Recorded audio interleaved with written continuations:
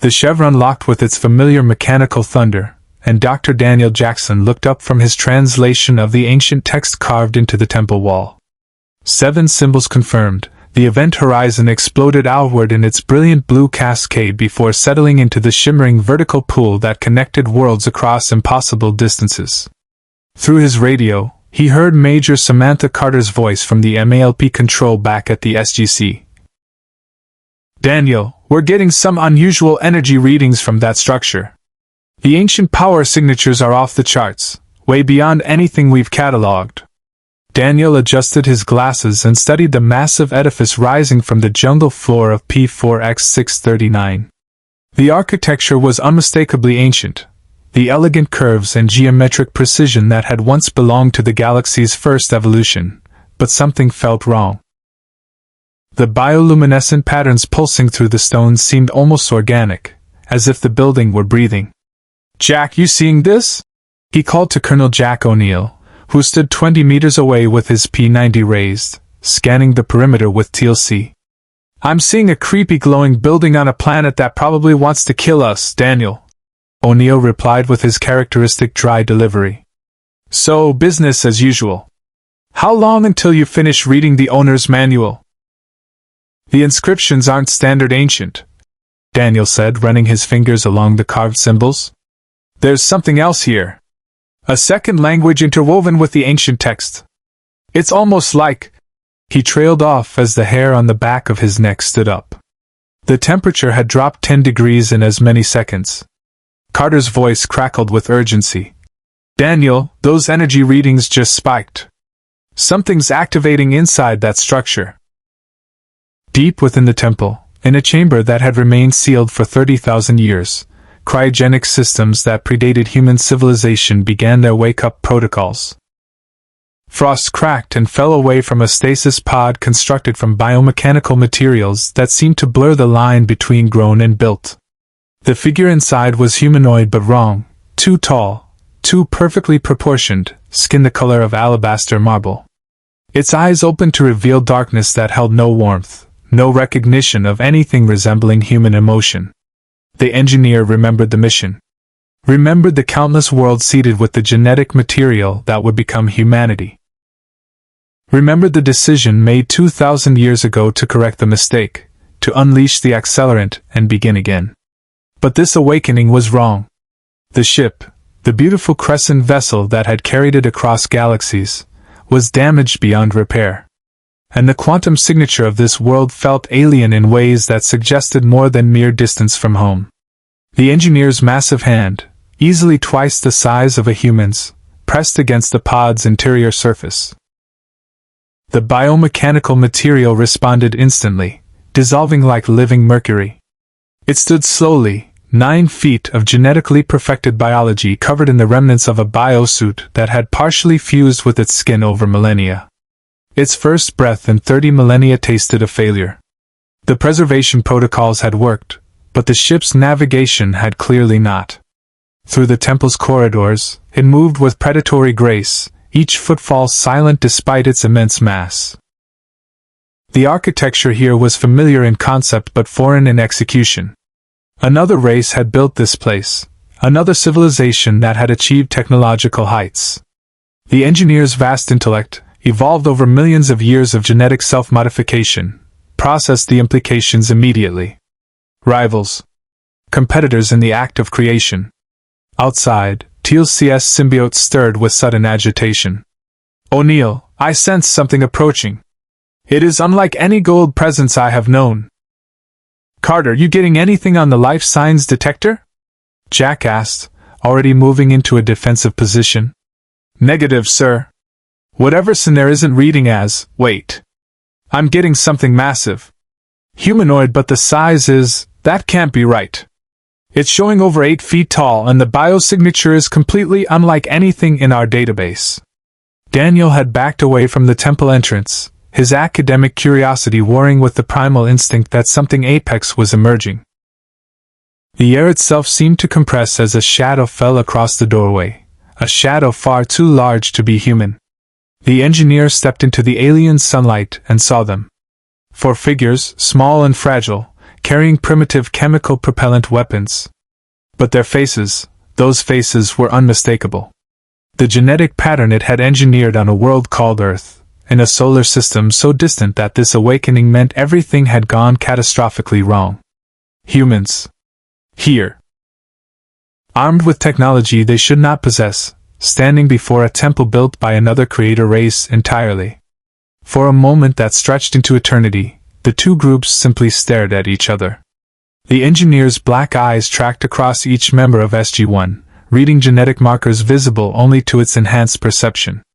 It saw the Jaffa, the symbiote's presence marking him as touched by yet another form of biological manipulation, crude and parasitic compared to the engineer's art. It saw the human female radiating intelligence and tactical awareness. The human male with the penetrating gaze of a scholar. And the military leader whose eyes held something the engineer had not expected, recognition. Jack O'Neill had seen a lot of weird things coming through the Stargate. Ancient repositories that downloaded entire libraries into his brain. Ascended beings of pure energy. Cloned Asgard with attitudes. But nothing, absolutely nothing, had prepared him for the towering figure of impossible perfection standing before him like a nightmare carved from marble and judgment. "Daniel," Jack said quietly, never lowering his weapon. "Please tell me that's not what I think it is." Daniel's voice emerged as barely a whisper, his mind racing through decades of archaeological theory and ancient astronaut hypotheses that suddenly seemed less insane than they had 5 seconds ago. "If that's what I think it is, Jack, we're not looking at an alien. We're looking at the alien. The one who was here before us. Before everything." The engineer's head tilted fractionally, studying the weapons aimed at it with something approaching curiosity. It spoke, and the sound was like continents shifting, a language that predated human civilization, that had been old when humanity was still learning to make fire. The words carried harmonics that human vocal cords could never reproduce. "Your species," the engineer said in that impossible voice, each syllable resonating with absolute authority, "should not exist here. Should not exist at all." Carter's fingers flew across her tablet, the translation software struggling with acoustic patterns it had never encountered. "Sir, I'm getting partial translation. The language structure it's not matching anything in our database, but there are some overlapping phonetic elements with the ancient language." TLC stepped forward, his staff weapon raised but his voice carrying the formal cadence of first contact. "I am TLC of the Tauri. We mean you no harm. We come in peace through the Chapai seeking knowledge of the ancients." The engineer's gaze fixed on TLC, and something flickered across its otherwise impassive features. Recognition. The Jaffa's genetic signature had been altered, carrying within it a parasitic organism that granted strength and longevity through symbiosis. Crude. Barbaric. But effective in its way. "The ancients," the engineer repeated, and this time it spoke in a language that made Daniel's eyes widen, ancient itself, flawless and unaccented. "The first evolution. The ones who built the rings you call the Chapai. They are known to my people. They chose a different path than we did.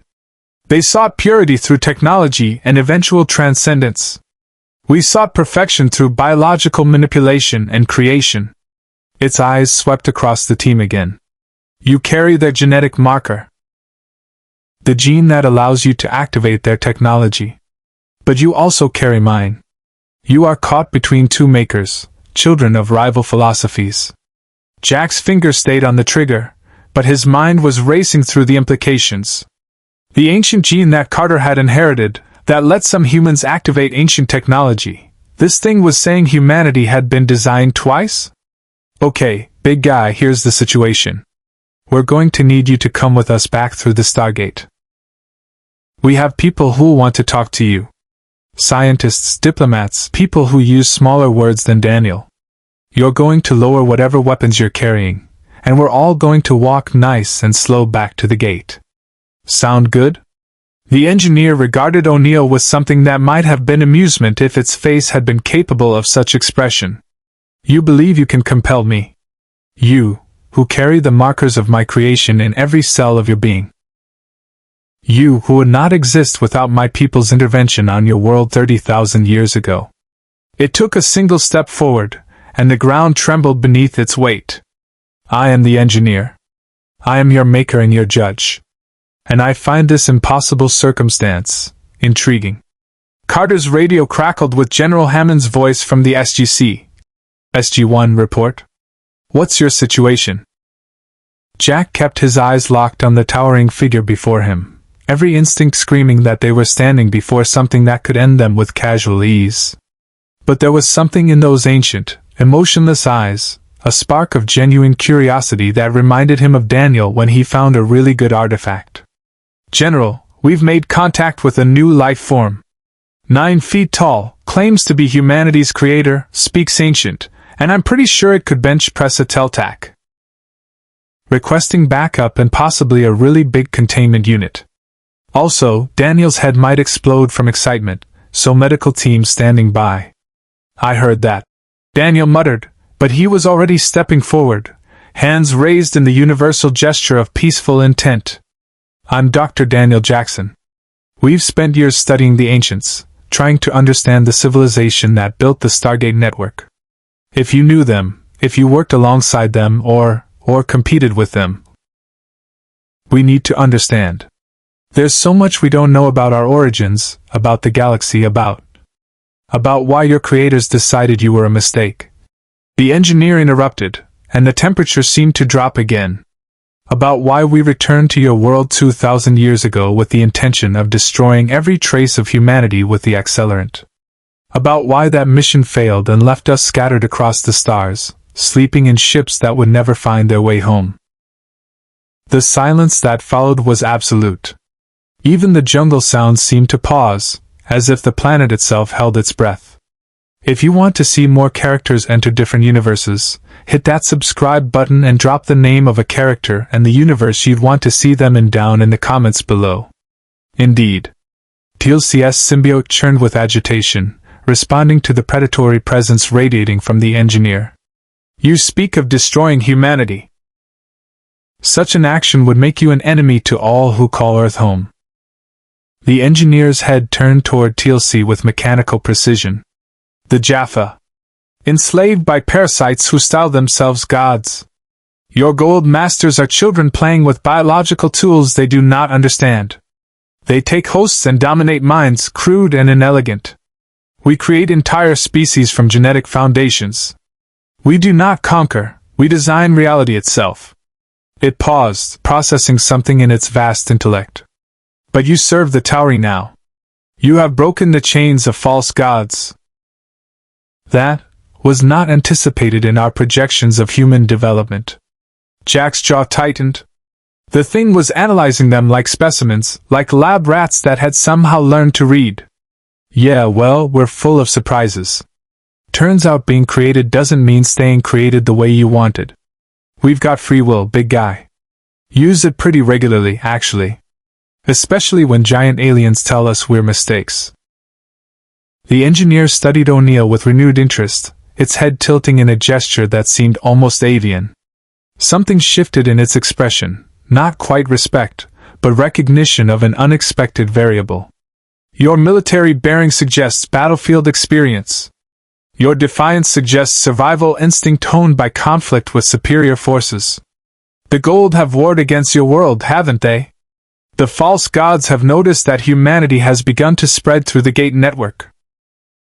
Let's just say we've had our share of uninvited guests, Jack replied.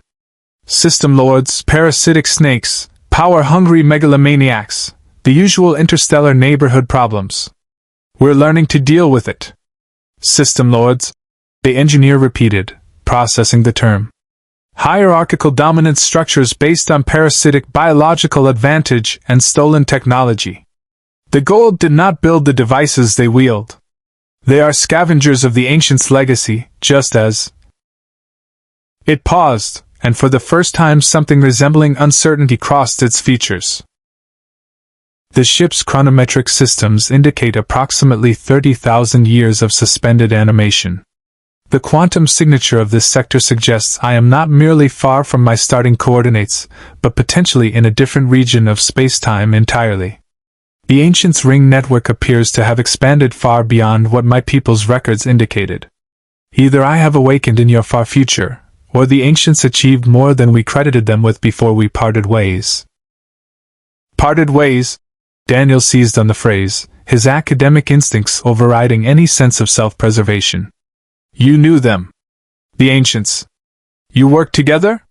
Competed? What was your relationship? The engineer turned its full attention to Daniel, and something flickered in those depthless black eyes. The Ancients believed in minimal interference. They would seed worlds with the basic components of life and allow evolution to proceed naturally, guiding only when necessary through the gift of genetic markers that would enable their creations to eventually utilize the technology they left behind. They believed their children should earn transcendence through natural development. It paused, and when it spoke again, there was something almost like contempt in its voice. We believed in precision, in deliberate design, in creating perfection from the genetic foundation upward. We did not leave gifts for our children to discover.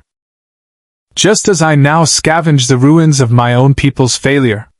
Carter lowered her weapon fractionally, her scientific mind overriding military protocol. You said your ship was damaged. How long were you in stasis?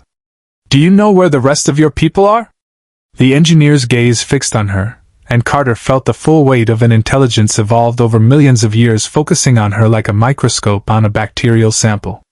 The human female asks practical questions. Logical. The ship's chronometric systems indicate approximately 30,000 years of suspended animation. The quantum signature of this sector suggests I am not merely far from my starting coordinates, but potentially in a different region of space-time entirely. The Ancients' ring network appears to have expanded far beyond what my people's records indicated. Either I have awakened in your far future, or the Ancients achieved more than we credited them with before we parted ways. Parted ways? Daniel seized on the phrase, his academic instincts overriding any sense of self-preservation. You knew them. The Ancients. You worked together? Competed? What was your relationship? The engineer turned its full attention to Daniel, and something flickered in those depthless black eyes. The Ancients believed in minimal interference. They would seed worlds with the basic components of life and allow evolution to proceed naturally, guiding only when necessary through the gift of genetic markers that would enable their creations to eventually utilize the technology they left behind. They believed their children should earn transcendence through natural development. It paused, and when it spoke again, there was something almost like contempt in its voice. We believed in precision, in deliberate design, in creating perfection from the genetic foundation upward. We did not leave gifts for our children to discover. We made them in our image, granted them potential, and expected them to fulfill the purpose for which they were designed. And when they didn't, Jack said quietly, you decided to wipe the slate clean. The accelerant was designed for exactly that purpose. The engineer confirmed without emotion. To break down complex biological structures and return them to their base components, allowing the creation process to begin anew. It is not death. It is biological reset. Purification. Carter's mind raced through the implications of a biological weapon capable of breaking down organic matter at the genetic level. That's horrifying. You're talking about genocide. About destroying billions of lives because they didn't meet your expectations. We are talking about quality control. The engineer replied, and the clinical detachment in its voice was somehow worse than anger would have been. Your species developed aggression, tribalism, self-destructive tendencies. The experiment failed.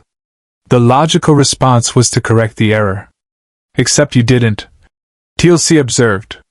Humanity survived. Thrived. Spread among the stars despite your intentions. The engineer's expression shifted subtly, the first genuine emotion SG-1 had seen from it. Confusion. Yes. The mission failed. The ship carrying the accelerant to your world never completed its journey. Something interfered. And now I wake to find not only that humanity survived but that they have allied themselves with Jaffa rebels, learned to operate ancient technology, and established themselves as a presence in the galactic community. It took another step forward, and SG-1 tensed. You are an anomaly. An impossibility. A failed experiment that refused to fail. Jack exchanged glances with his team, seeing his own thoughts reflected in their expressions. They were standing before something that made the Goa'uld look like playground bullies, a being that could casually discuss the extermination of all human life with the emotional investment of someone correcting a typo. But there was something else there too. Uncertainty. The thing was off balance, confronted with a reality that didn't match its expectations. Look, Jack said, lowering his weapon completely in a calculated risk. I get that this is awkward. You wake up expecting to find extinct humans and instead we're here with guns and attitudes. But here's the thing, we're not going anywhere. Humanity's here to stay, we've got friends with really advanced technology. And we've survived things that would make your biological reset button look tame. So how about instead of standing here having a philosophical debate about whether we should exist, we start talking about what happens next?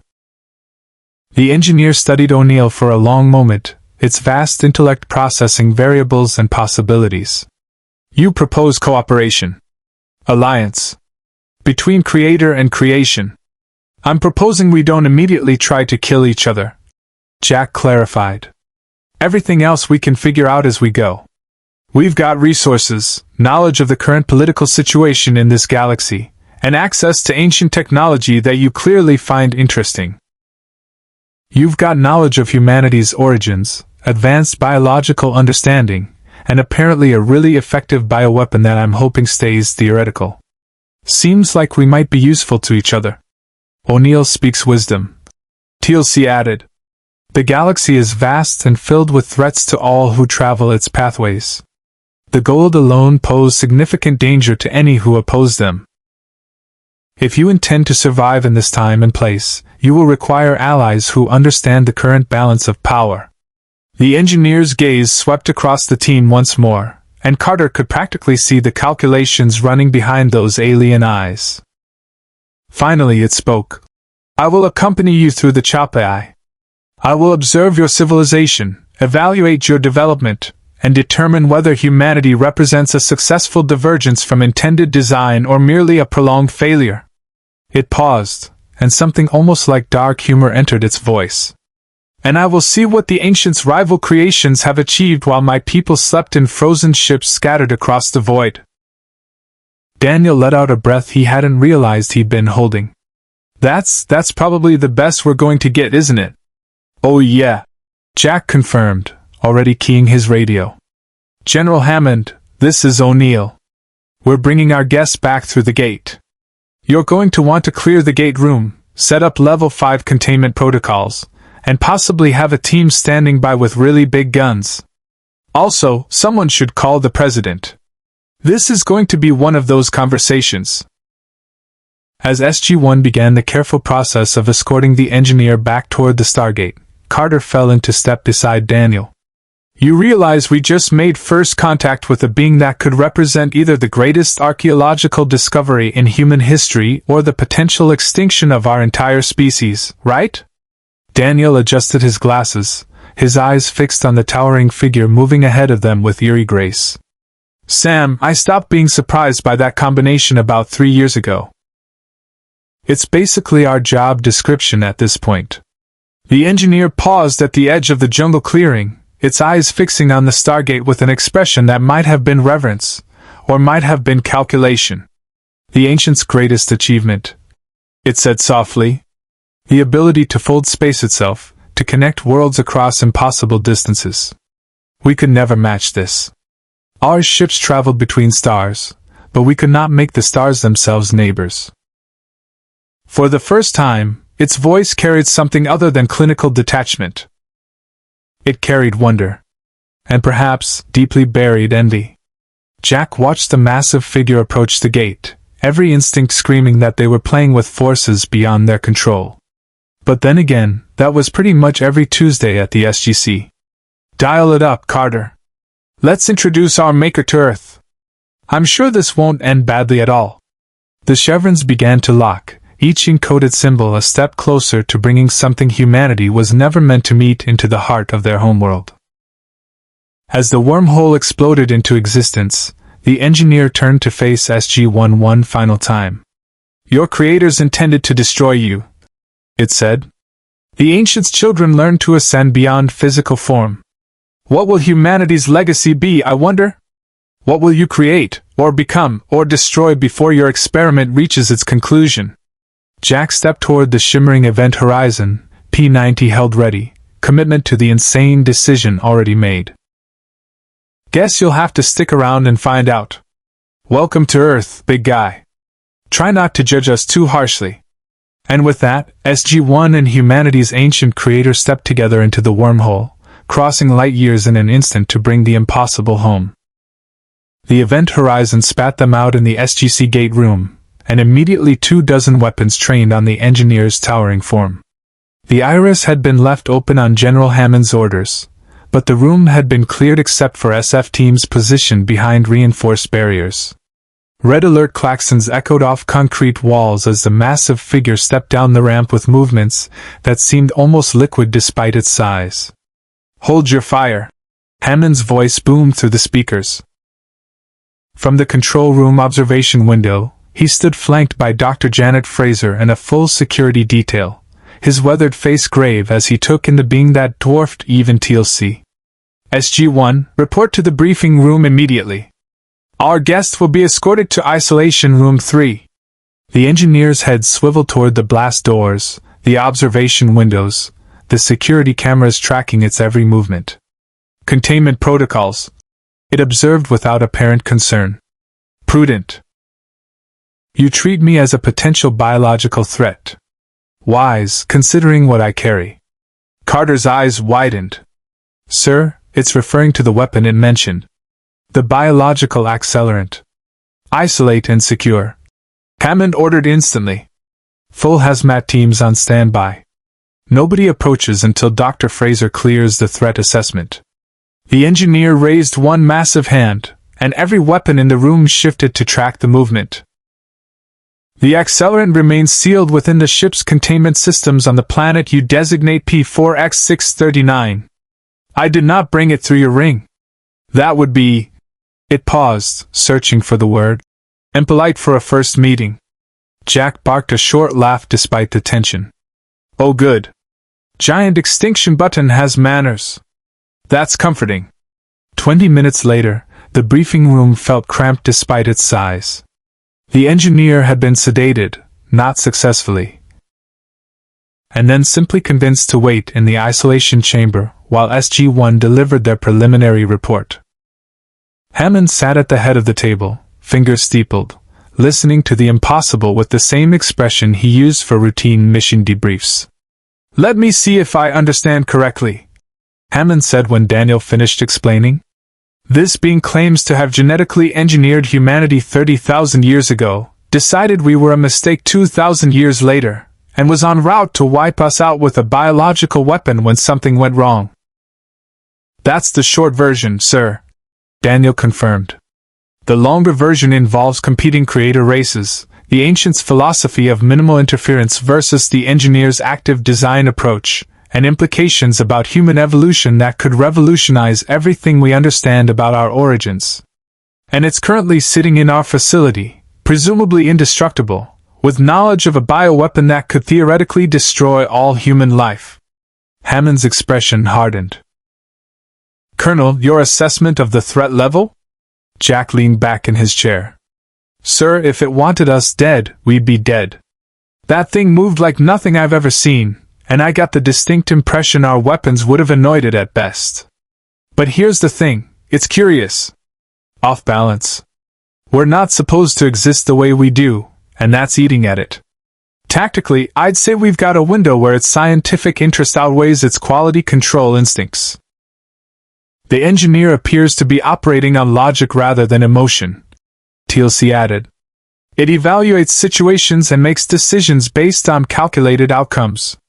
If we can demonstrate that humanity's continued existence serves a purpose or represents a valuable data point in its research, we may secure its cooperation." Carter pulled up readings on the laptop. General, the biological scans we managed to get are extraordinary. Its cellular structure is unlike anything in our databases. Genetically engineered at a level that makes Goa'uld modification look primitive. And it mentioned being able to interface with the ancient technology on that planet. If we could study its interaction with ancient devices, the applications for our own understanding of the ancient gene could be revolutionary. Hammond turned to Dr. Fraser, who'd been silent throughout the briefing. Doctor, medical assessment? Fraser looked up from her tablet, her expression troubled. General, I can barely classify what we're dealing with. The preliminary bioscan suggests its physiology operates on principles we don't fully understand.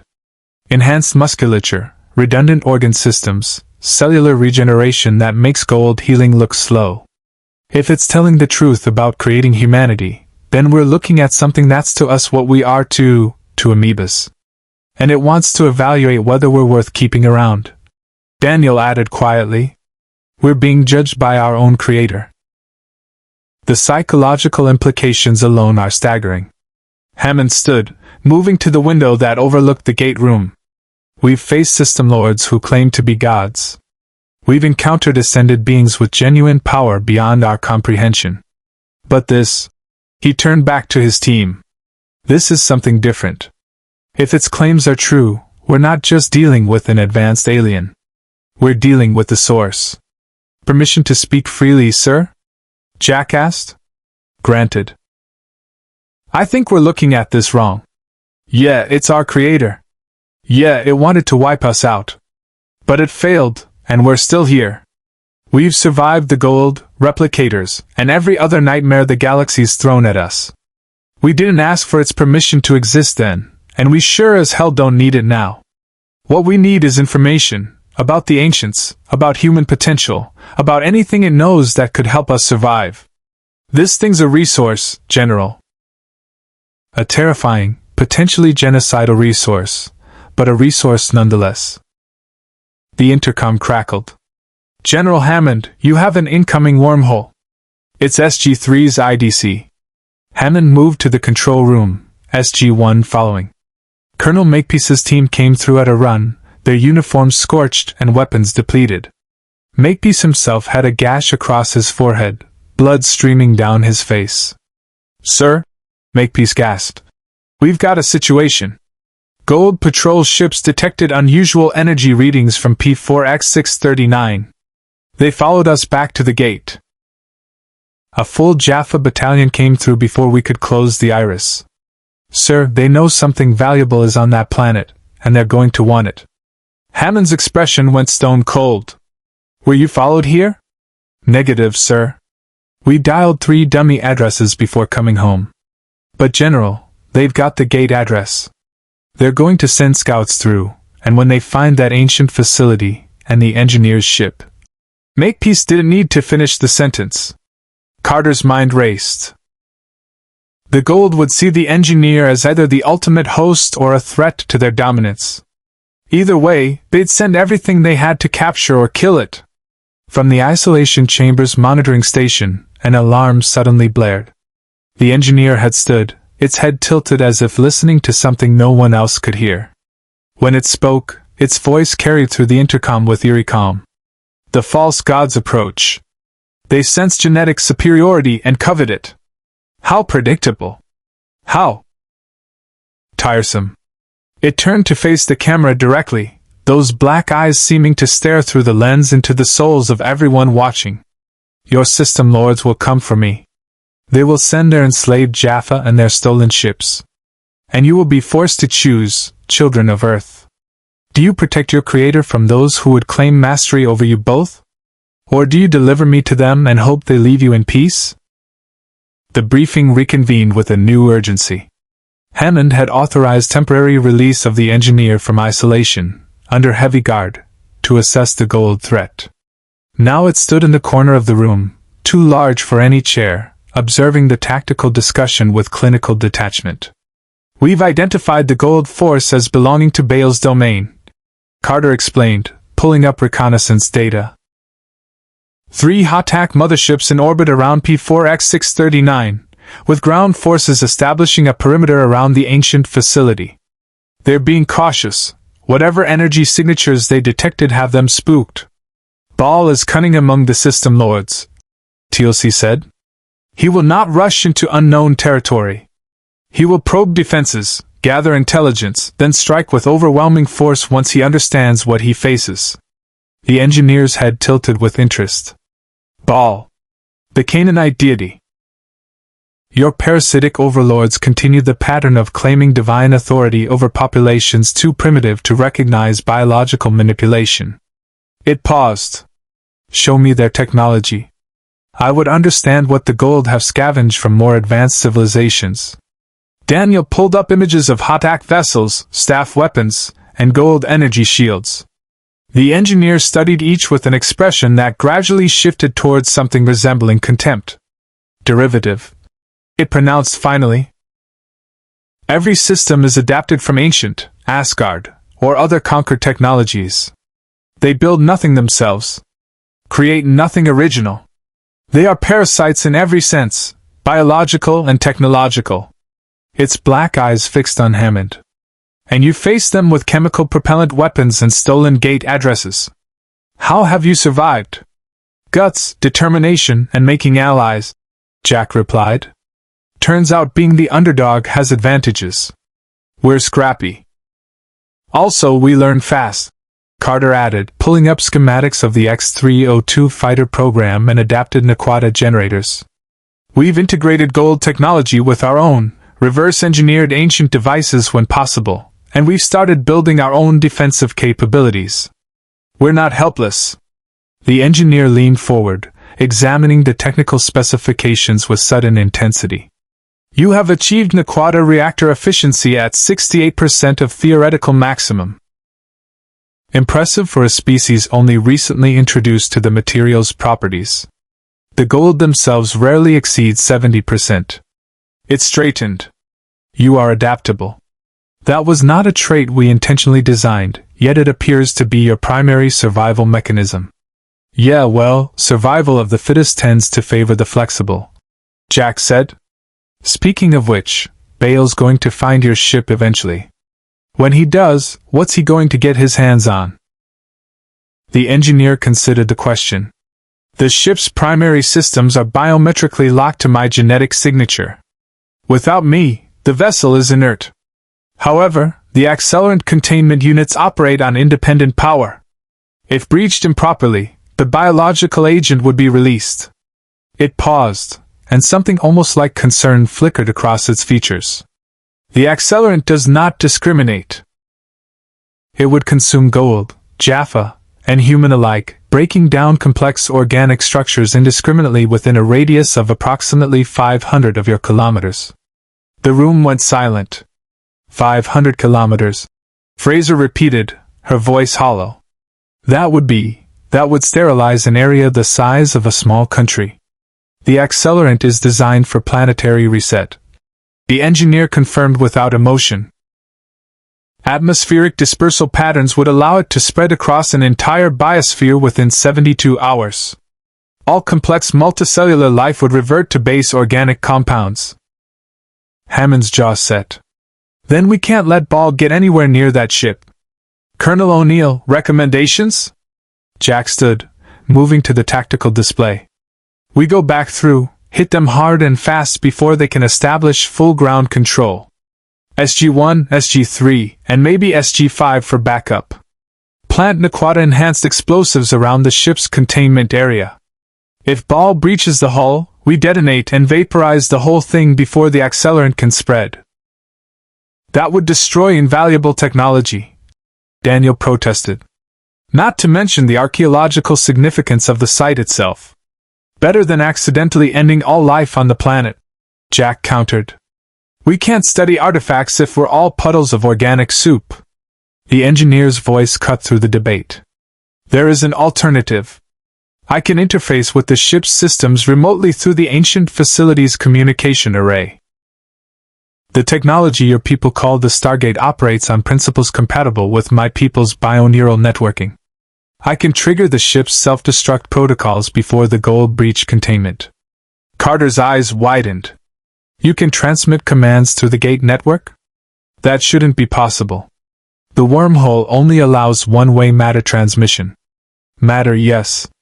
But the Ancients' rings also carry subspace communication harmonics that most users never access. We discovered this during our early encounters with their civilization.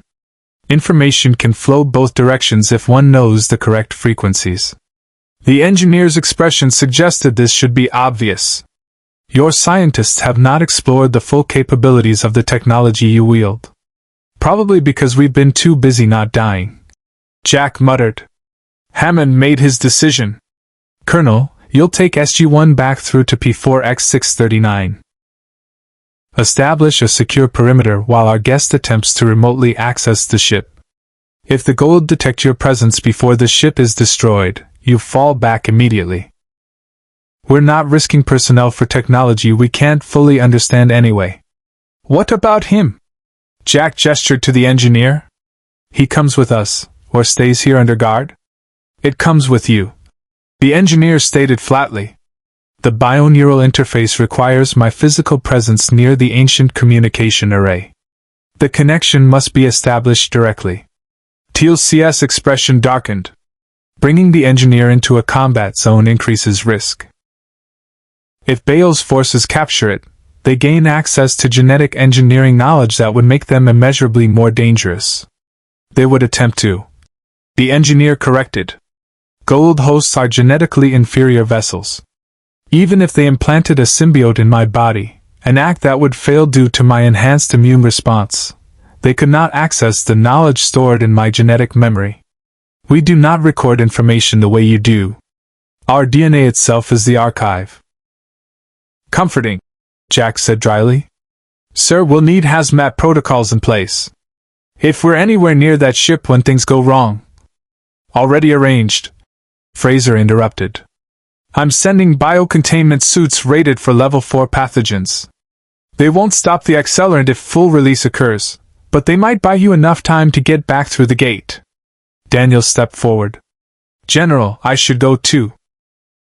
The ancient facility may have information about the relationship between the ancients and the engineers. Understanding their history could be crucial to understanding what we're dealing with. Hammond nodded slowly. Approved. But Daniel, this is a tactical operation first, archaeological expedition second. You follow Colonel O'Neill's orders without debate. Wouldn't dream of doing otherwise, Daniel said, and Jack snorted. Liar. The engineer observed the team's preparations with something approaching interest. You function as a collective unit despite hierarchical command structures. Each member contributes specialized knowledge. The military leader, the scientist, the warrior, the scholar. It is efficient. We call it teamwork, Carter said, checking her P-90's ammunition. Something the Goa'uld never quite figured out. Because they are parasites who dominate rather than cooperate. The engineer agreed. Perhaps that is why you have survived when our projections indicated extinction. You do not simply adapt individually, you adapt cooperatively. Jack secured his tactical vest and turned to face their unlikely ally. Here's the deal, big guy. You help us destroy that ship and keep the doomsday juice out of Baal's hands, we'll help you figure out what happened to your people and why you ended up in our corner of the galaxy. You try anything that threatens my team or Earth, and we'll find a way to stop you even if it means bringing this whole mountain down on your head. We clear? The engineer regarded O'Neill with those fathomless black eyes. Clarity is mutual. I will assist in neutralizing the accelerant threat. In exchange, you will provide access to ancient facilities and data regarding the current state of the galaxy. I must understand this reality I have awakened into. It paused. And perhaps, I must understand what you have become in my people's absence. Whether the failed experiment has achieved something we did not anticipate. Good enough, Hammond said. SG-1, you have a go. Bring back our people and make sure Ball doesn't get his hands on extinction in a bottle. Dismissed. As the team headed for the gate room, the engineer following with its eerily silent footfalls, Daniel fell into step beside the towering figure. Can I ask you something? When you decided humanity was a failure, what specifically made you reach that conclusion? The engineer glanced down at him. Violence. Self-destruction. Tribalism. Inability to transcend biological imperatives toward aggression and territorial behavior. You were meant to be better. Daniel adjusted his glasses. And now? After seeing us fight the Goa'uld, build alliances, explore the galaxy? No, the engineer said slowly. I am uncertain. And uncertainty is not an emotion my people designed themselves to feel. The wormhole shimmered as SG-1 and the engineer emerged on P4X-639, immediately taking defensive positions. The jungle had changed in the hours since their departure. Jaffa boot prints marked the muddy ground, and the distinctive char patterns of staff weapon fire scarred nearby trees. They'd been here, TLC confirmed, examining the tracks. A reconnaissance patrol, perhaps 10 warriors. They moved toward the ancient facility, then retreated back to the gate. Smart, Jack observed. Probe the defenses, report back, wait for orders. Bale's not taking chances. The engineer stood motionless, its head tilted upward. I sense the ship. The bioneural network recognizes my presence. The vessel calls to me across the distance. Its eyes focused on the ancient temple rising from the jungle canopy. The communication array is active. The ancients left their technology functional, waiting for those with the genetic key to awaken it. Carter pulled out her ancient gene detector, watching it flare to life in proximity to the engineer. You're activating ancient technology just by being near it. That shouldn't be possible unless you carry the ATA gene, but you predate the ancients' presence in this galaxy. We do not carry their gene, the engineer corrected, moving toward the temple entrance. But our genetic signature operates on compatible frequencies. The ancients designed their technology to respond to specific DNA markers. We designed ourselves to interface with biological systems at the quantum level. The overlap is coincidental. Or perhaps not coincidental at all. Daniel hurried alongside, his academic curiosity overwhelming tactical sense. You're saying the ancients might have studied your people's genetic engineering and incorporated elements into their own gene activation system? Or we studied them and incorporated their methods into our own evolution, the engineer replied. The timeline is unclear. Both civilizations are millions of years old. Contact was inevitable. Whether it was cooperative or competitive. It paused at the temple entrance, one massive hand pressed against the ancient symbols carved into stone. The markings began to glow with soft blue light. The answer may lie within. Inside, the chamber had transformed. Holographic displays flickered to life throughout the space, ancient text scrolling across translucent screens. At the room's center, a communication console rose from the floor. Crystalline technology that hummed with barely contained power.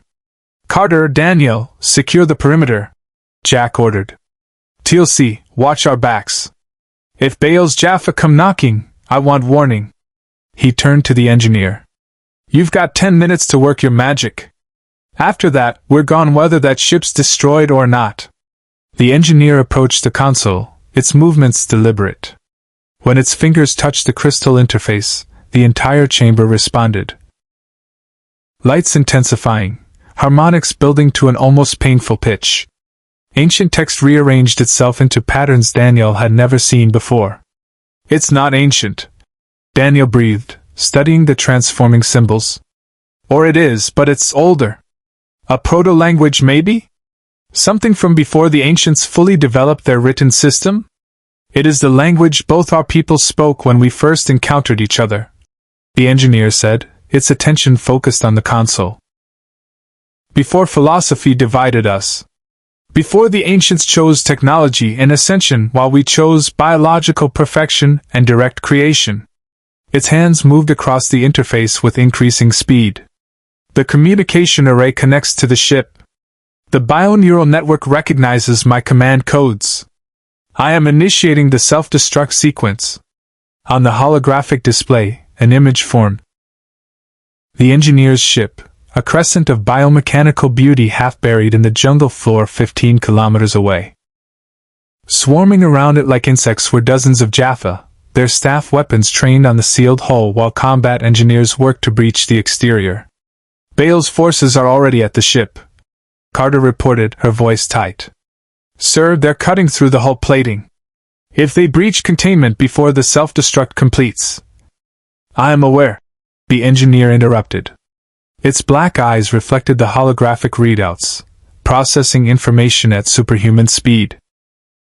The ship's systems are responding, but the self-destruct sequence requires a 30-second countdown to prevent accidental activation. I cannot override this safety protocol. Teal'c's voice crackled over the radio from his position outside. O'Neill, additional Jaffa approach from the east. A full company, perhaps 50 warriors. They move toward this position. Jack swore. They know we're here. Carter, how long until that ship goes boom?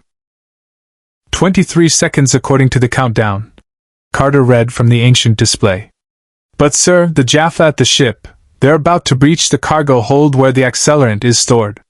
If they rupture containment before the self-destruct.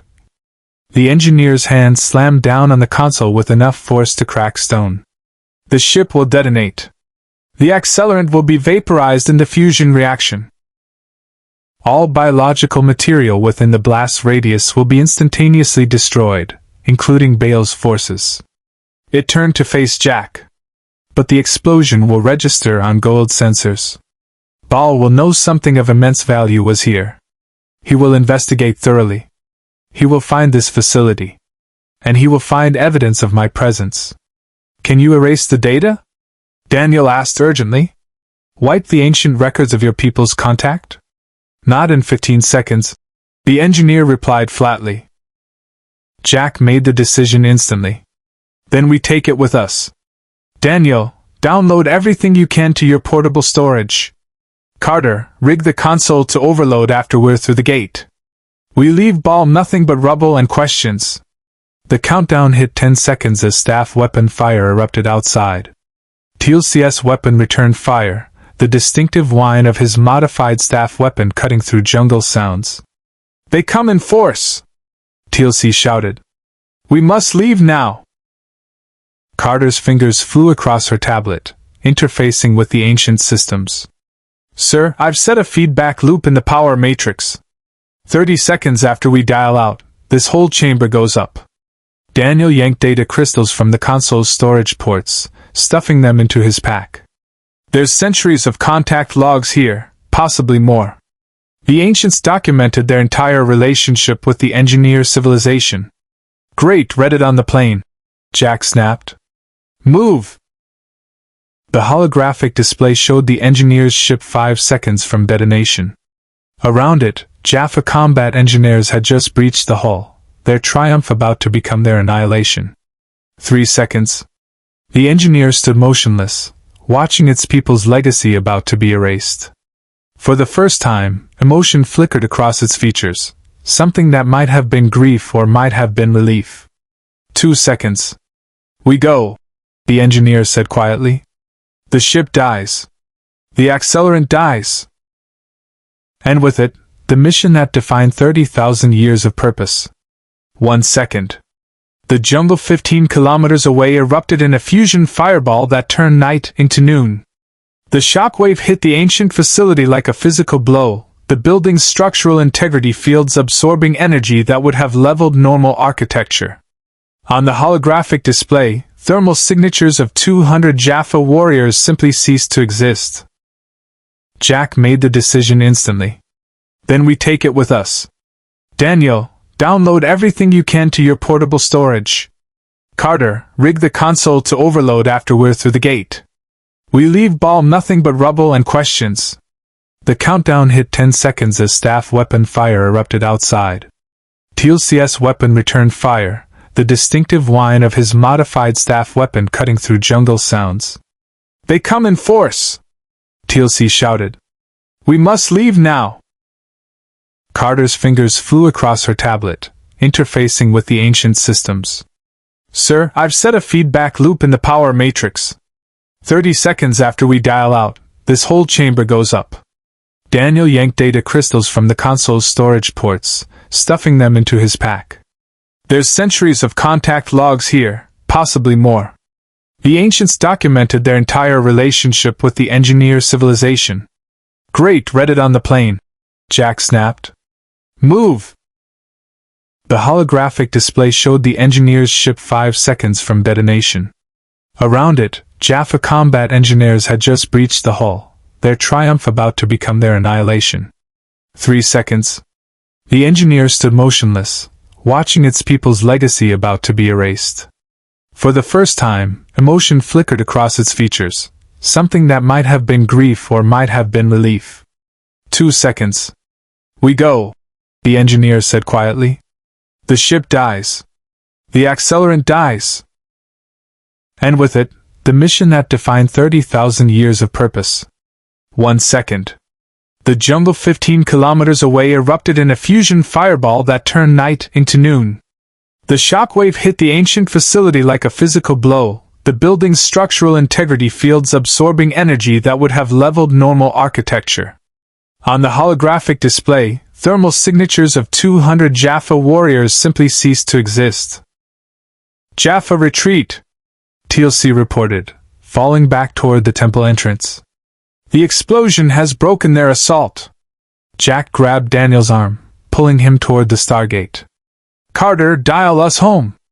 The engineer followed, its steps mechanical, its attention still fixed on the fading glow on the horizon where its ship had been. 30,000 years, it said to no one in particular. The last remnant of the mission to correct humanity's failure, gone in an instant. You're welcome, Jack said, not unkindly. Now move before Ball sends reinforcements. The Stargate activated, chevrons locking in sequence. Through the shimmering event horizon, Carter led the way, followed by Daniel clutching his pack of priceless data. TLC provided covering fire as Jack and the engineer brought up the rear. As they stepped through the wormhole, the ancient facility's power matrix reached critical mass behind them. The temple that had stood for millions of years collapsed inward, taking all evidence of the engineer's presence with it. On P4X639, Bale's surviving Jaffa would find only ruins, a massive crater, and questions that would never be answered. The debriefing room felt smaller with the engineer present. Hammond had authorized its continued supervised freedom after the successful mission, but armed SF teams remained posted at every entrance. The being stood in its customary corner, observing as SG-1 presented their findings. The ship's destruction was total, Carter reported, displaying thermal analysis data. The fusion detonation reached approximately 15 million degrees Celsius at the core. Any biological material, including the accelerant, was completely atomized. There's nothing left for the Goa'uld to recover. Ball lost over 200 Jaffa in the blast. TLC added, the System Lords will be cautious about investigating ancient facilities after such losses. We may have bought ourselves time. Hammond nodded slowly. And the data Dr. Jackson recovered? Daniel spread several data crystals across the conference table. General, these contain what appears to be a complete historical record of ancient engineer contact spanning several million years. First contact, philosophical exchanges, collaborative research, and eventually, divergence. He glanced at the engineer. They started as allies, partners in exploring creation itself. Until we disagreed on fundamental principles, the engineer said. Its voice carried something new, not quite regret, but acknowledgement. The ancients believed in minimal interference. They would seed worlds with primordial elements and allow evolution to proceed naturally, intervening only to prevent extinction-level catastrophes. They saw beauty in chaos, in the unexpected outcomes of unguided development. And your people? Daniel prompted. We believed in precision. In designing each species with specific purpose and function. We would not merely seed a world. We would engineer its entire biosphere, from microorganisms to apex predators, each serving a role in a perfect ecosystem. The engineer's hands gestured, an almost human expression of explanation. We could not comprehend their tolerance for imperfection. They could not comprehend our need for control. Jack leaned back in his chair. So you went your separate ways. They built Stargates and eventually ascended. You built us. And decided we needed a factory recall. The decision to deploy the accelerant was not made lightly, the engineer replied. Humanity had developed for 30,000 years. We observed from distance, waiting to see if you would fulfill your design purpose. To become caretakers of Earth's biosphere, to spread carefully through the local star systems, to maintain balance. Its expression darkened. Instead, you developed warfare, tribalism, self-destructive technologies. You poisoned your own world, fought amongst yourselves, threatened your own extinction through nuclear weapons. Sounds familiar? Hammond muttered. 2,000 years ago, the Council of Engineers reached consensus. The human experiment had failed. The accelerant would be deployed, Earth's biosphere would be reset, and a new design would be implemented. The engineer paused. The ship carrying the payload never arrived. We now know something interfered with the mission, though records do not indicate what. Perhaps the ancients intervened. Perhaps simple chance, a malfunction, a spatial anomaly. The result was the same. The mission failed, and I awakened here, 30,000 years later, to find my failure had created you. Carter pulled up genetic analysis charts. I've been comparing our DNA to the samples we took from you. The similarities are undeniable. Approximately 97% of human genetic structure shows evidence of deliberate engineering. But the remaining 3%, she highlighted specific gene sequences. That 3% shows signs of natural mutation and evolution. We've been changing ourselves since you designed us. Adaptation, the engineer said quietly. The one variable we did not fully account for. We designed you for a specific environmental niche on Earth. We did not anticipate you would force yourselves to adapt to new challenges, new environments, new pressures. It studied the genetic data with intense focus. You have incorporated Goa'uld genetic markers through symbiote exposure. You have begun modifying yourselves with technology. You are becoming something we never intended.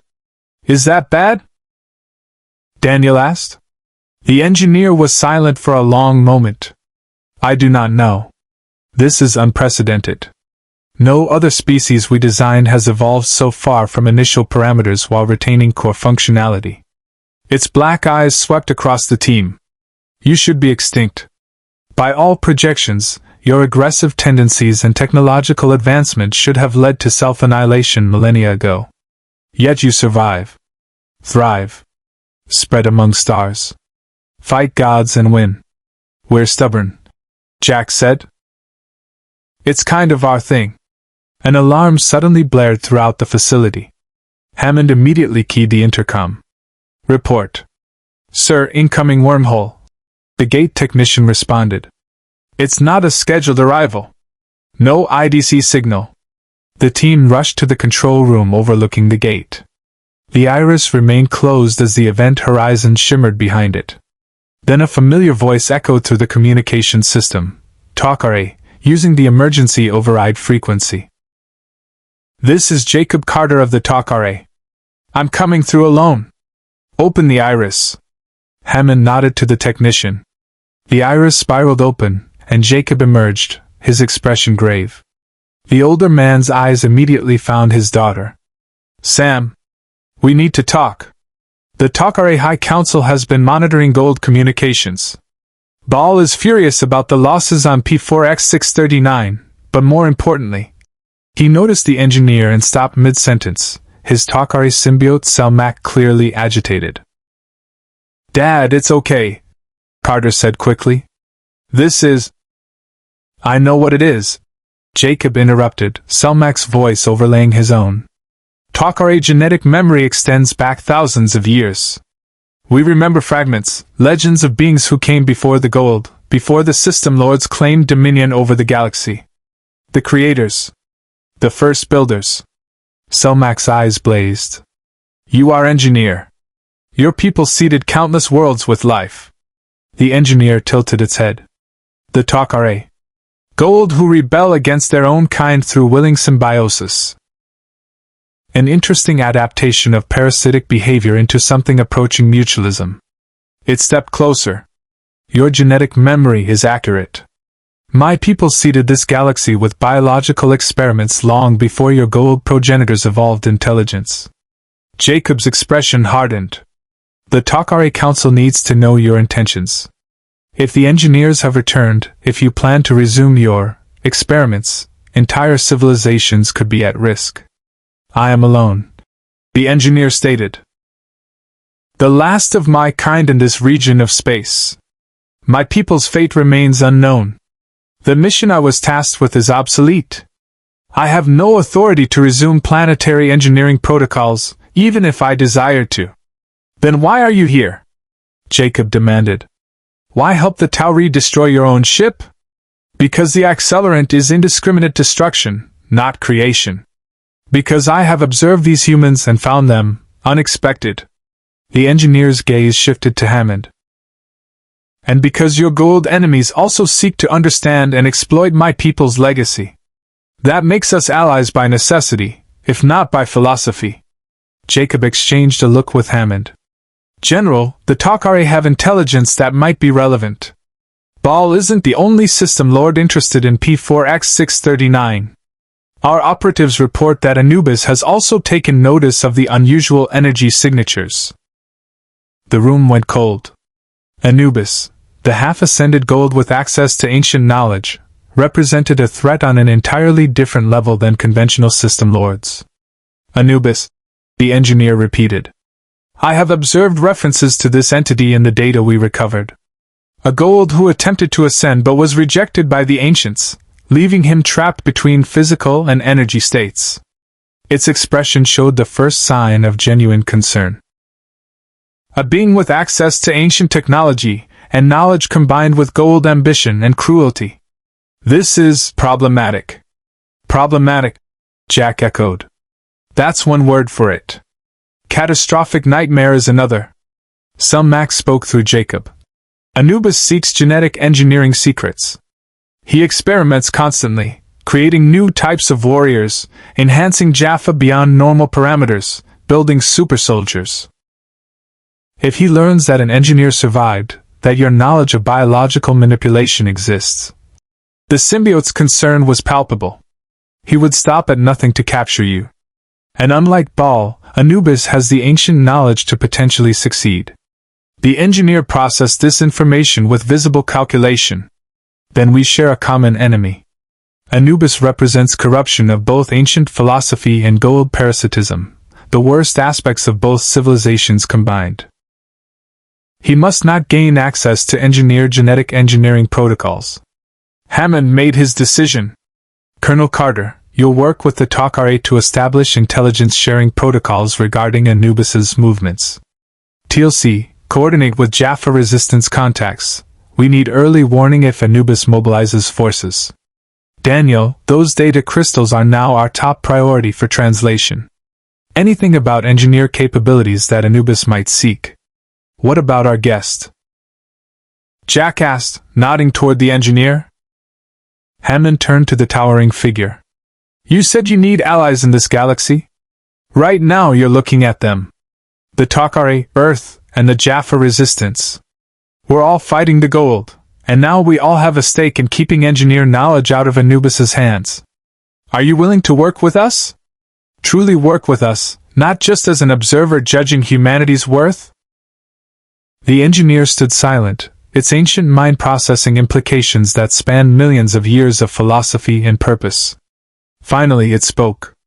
I will assist. Not because I have judged humanity worthy, that evaluation remains incomplete. But because Anubis represents perversion of creation itself, and that I cannot allow. 3 days later, Daniel worked late in his lab, surrounded by holographic projections of ancient text streaming from the recovered data crystals. The engineer stood nearby, its massive form casting long shadows in the dim lighting, occasionally offering corrections to Daniel's translations. This passage describes the philosophical split, Daniel said, highlighting a section of text. The ancients believed that consciousness should evolve naturally toward ascension. That forcing evolution or designing life too precisely would prevent species from achieving true transcendence. He looked up at the engineer. They thought your methods were, what's the word they use here? Spiritually sterile. And we considered their approach wasteful. The engineer replied. Billions of years allowing random mutation and natural selection to produce sentient life, when deliberate design could achieve the same result in millennia. They squandered time on an cosmic scale. But they ascended, Daniel pointed out, became beings of pure energy, effectively immortal and omnipotent within their dimensional plane. Your people didn't achieve that. The engineer's expression flickered, something almost like pain. No. We perfected biological form but could not transcend it. We engineered ourselves to near immortality through genetic manipulation, but we remained bound to physical existence. The ancients proved that consciousness, not biology, was the ultimate frontier. It paused. Perhaps that is why they pitted us, even as we dismissed their methods. Daniel's tablet chimed with an incoming message. Carter's face appeared on screen. Daniel, we need you in the gate room. Now. The Takare have intelligence. Minutes later, SG-1, Jacob, and the engineer gathered in the briefing room. Hammond stood at the head of the table, his expression grim. The Takare operative embedded in Anubis's command structure has sent word. Jacob began, his voice shifting to Selmac's dual tones. Anubis has learned of the engineer's existence through interrogation of captured Jaffa from Baal's force. He knows that one survived and is currently with the Tauri. How much does he know? Jack asked. Everything Baal's scouts observed before the ship's destruction, Selmac replied. Anubis knows an engineer arrived on P4X639, activated ancient technology, and destroyed its own vessel to prevent Goa'uld capture. He knows the Tauri evacuated the engineer through the Stargate. Jacob's face tightened. And he knows that genetic engineering capabilities far exceed anything the Goa'uld have achieved. The engineer's voice cut through the tension. Anubis will attack Earth directly. He cannot allow such knowledge to remain beyond his reach. SGC is the most heavily defended facility on the planet. Carter objected. Even Anubis can't just gate in. He will not use the Stargate. The engineer interrupted. He commands a fleet. He will bring ships, position them in orbit, and demand surrender. If refused, he will bombard military installations until resistance ceases. Those black eyes fixed on Hammond. I have observed Goa'uld tactics in your historical records. Anubis is more sophisticated than the System Lords, but the fundamental approach remains constant, overwhelming force applied with precision against strategic targets. TLC nodded gravely. The engineer speaks truth. Anubis has no patience for prolonged ground campaigns when orbital superiority provides absolute advantage. Our defense satellites and F-302 squadrons could hold him off temporarily, Carter said, pulling up tactical displays. But if he brings multiple motherships with support vessels, we'd be overwhelmed within hours. Hammond leaned forward. What assets can the Takare provide? 2 Hatak vessels, both older models captured from defeated System Lords.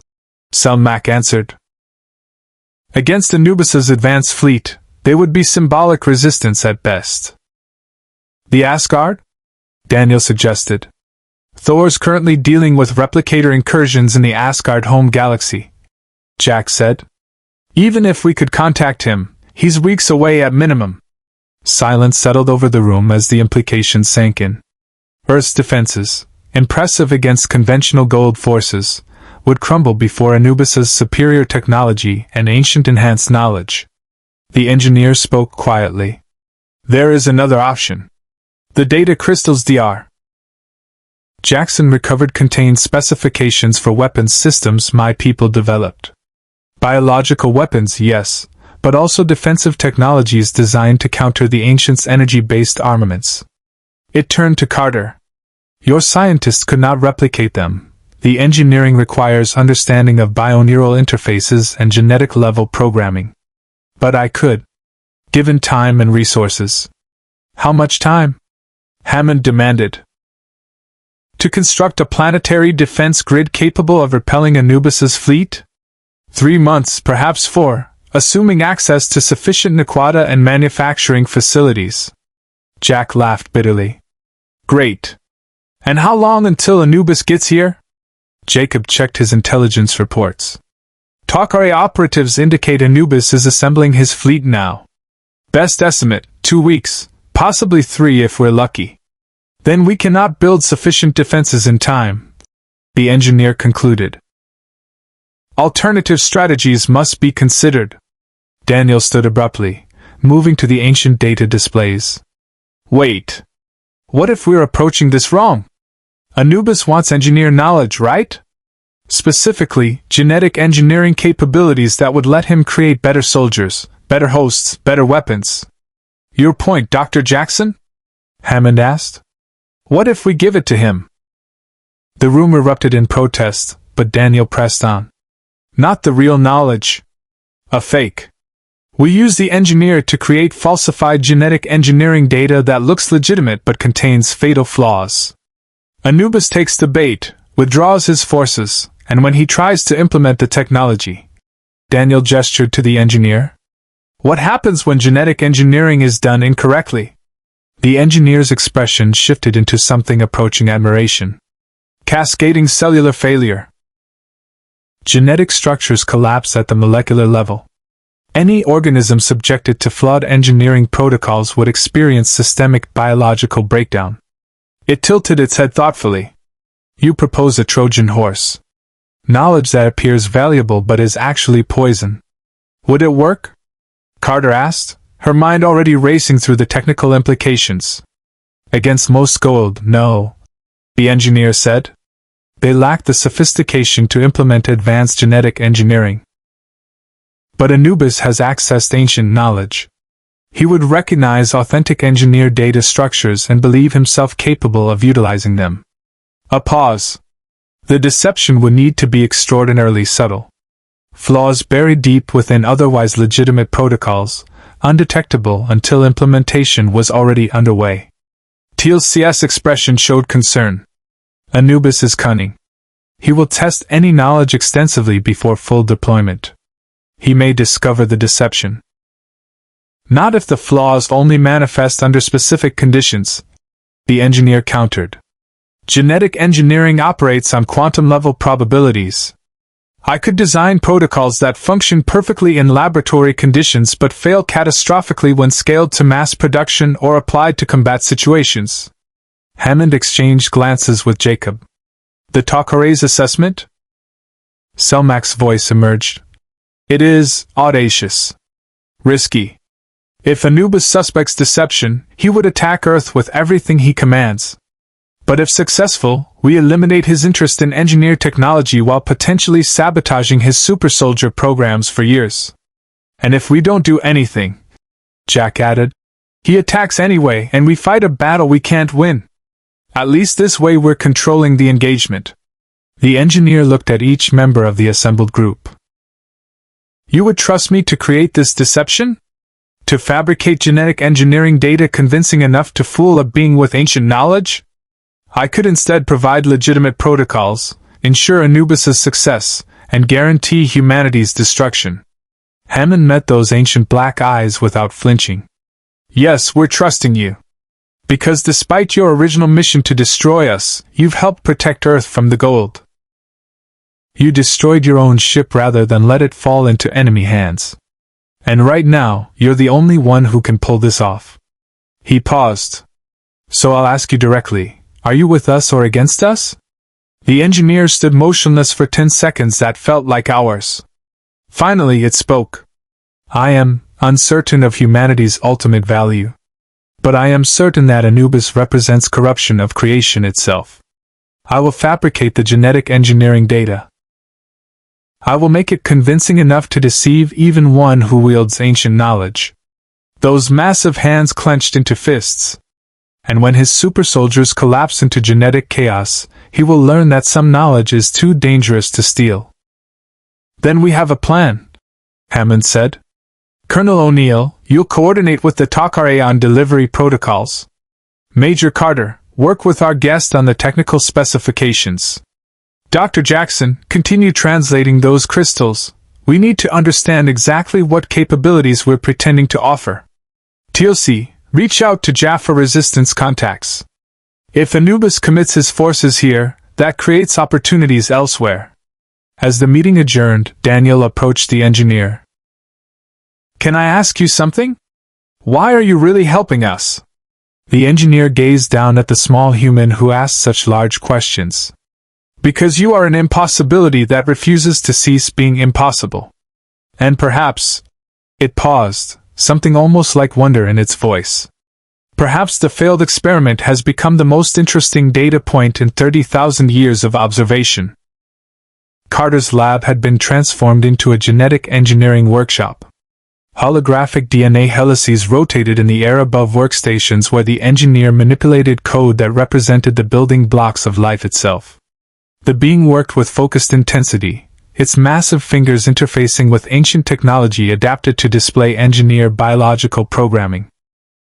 This sequence here, the engineer explained, highlighting a protein strand, appears to enhance muscular density by 300%.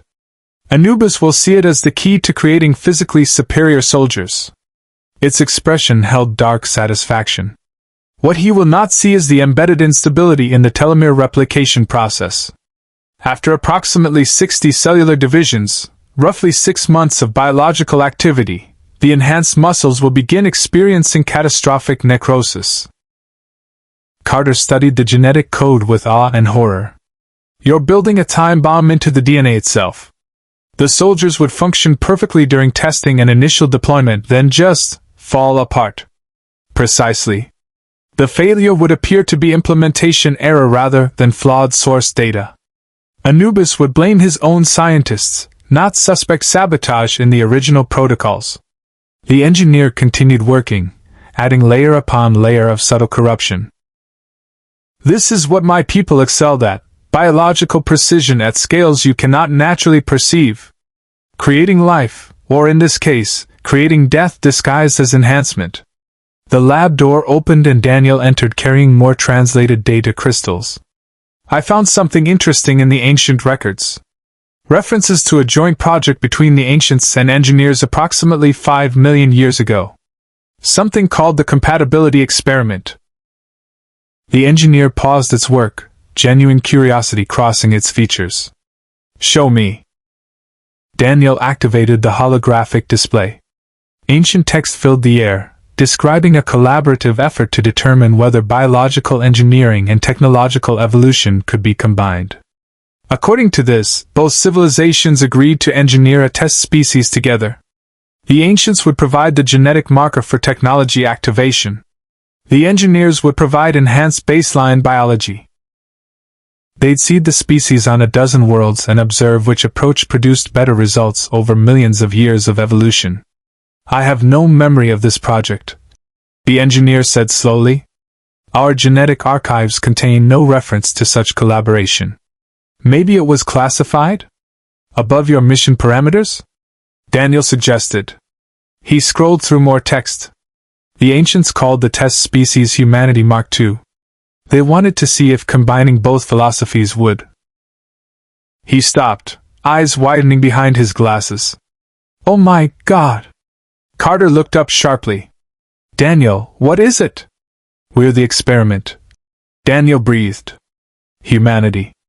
We're not just engineer creation or ancient evolution, we're both. The compatibility test. That's why some humans carry the ancient gene naturally, why our DNA responds to both ancient technology and shows engineered design patterns. We were created by both civilizations as a proof of concept. The engineer's expression transformed into something unreadable, shock, understanding, and perhaps betrayal. That would explain the anomalies in human genetic structure that never aligned with standard engineer protocols. The 3% variance Major Carter identified, those are ancient modifications. Not evolutionary drift. Deliberate design.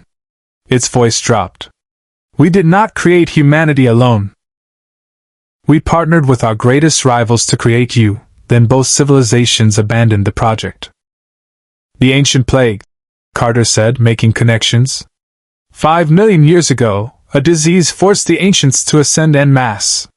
They had to abandon all their biological experiments, including humanity. And the engineers were already in decline. The engineer finished. Our civilization had peaked and begun fragmenting.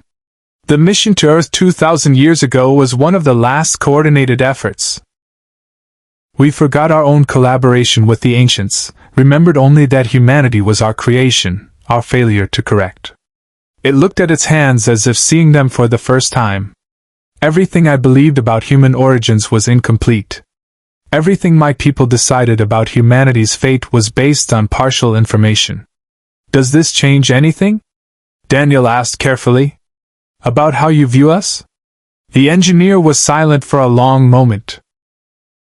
It means humanity was meant to bridge two philosophies. To inherit both biological perfection and technological transcendence. The potential is, it struggled for words, extraordinary. If you could fully activate both aspects of your design, you would surpass both parent civilizations. An alarm suddenly screamed through the facility. Hammond's voice echoed over the intercom. All personnel to battle stations. Long-range sensors have detected multiple Goa'uld motherships entering the solar system. Anubis is here. Carter's screen filled with tactical data. Sir, I'm reading 6 Hatak-class vessels, all bearing Anubis's energy signature. They're taking up orbital positions around Earth. Her voice tightened.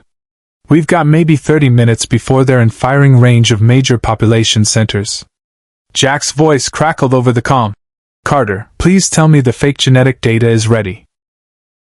70% complete, the engineer replied, its hands moving faster across the holographic interface. I need 20 more minutes to embed the final failure sequences and ensure the deception is undetectable. We don't have 20 minutes, Hammond's voice cut in. Colonel O'Neill, take SG-1 to the gate room. We're implementing Contingency Alpha. Daniel grabbed his radio. General, what's Contingency Alpha? We're dialing the Alpha site and evacuating essential personnel, Hammond replied grimly. If Anubis starts orbital bombardment, SGC command structure needs to survive to coordinate resistance. No, the engineer said flatly. Evacuation is unnecessary. Anubis will not fire on Earth. Not yet. And how do you know that? Jack's skeptical voice demanded. Because I am here, and he knows it. He will not risk destroying what he came to acquire. The engineer's expression hardened with certainty. He will contact you. Make demands. Threaten bombardment. But he will not execute those threats until he is certain engineer knowledge is beyond his reach. As if on cue, the gate room's communication system activated. A holographic projection materialized above the Stargate. Anubis himself, the half-ascended Goa'uld appearing as a dark figure shrouded in energy distortion, his voice resonating with unnatural power. People of Earth, you harbor something that belongs to me. The engineer entity that activated ancient technology on P4X639 will be surrendered immediately. The dark form seemed to stare directly through the projection, as if seeing into SGC itself. Refuse, and I will demonstrate why even the System Lords fear my power. You have 1 hour to comply. The projection vanished. Hammond turned to the engineer. You were right. He's bluffing. For now, the engineer agreed. But when the hour expires and we have not surrendered, he will need to demonstrate consequences to maintain credibility. He will select a target, likely a military installation, and destroy it. Not Earth's total annihilation, but sufficient destruction to prove his threat is real. Carter's mind raced through scenarios. Peterson Air Force Base is 15 miles from here. Or NORAD. He could strike either one and kill thousands without threatening Cheyenne Mountain directly. We need leverage, Jack said, entering the briefing room with TLC. Something that makes him negotiate instead of shooting.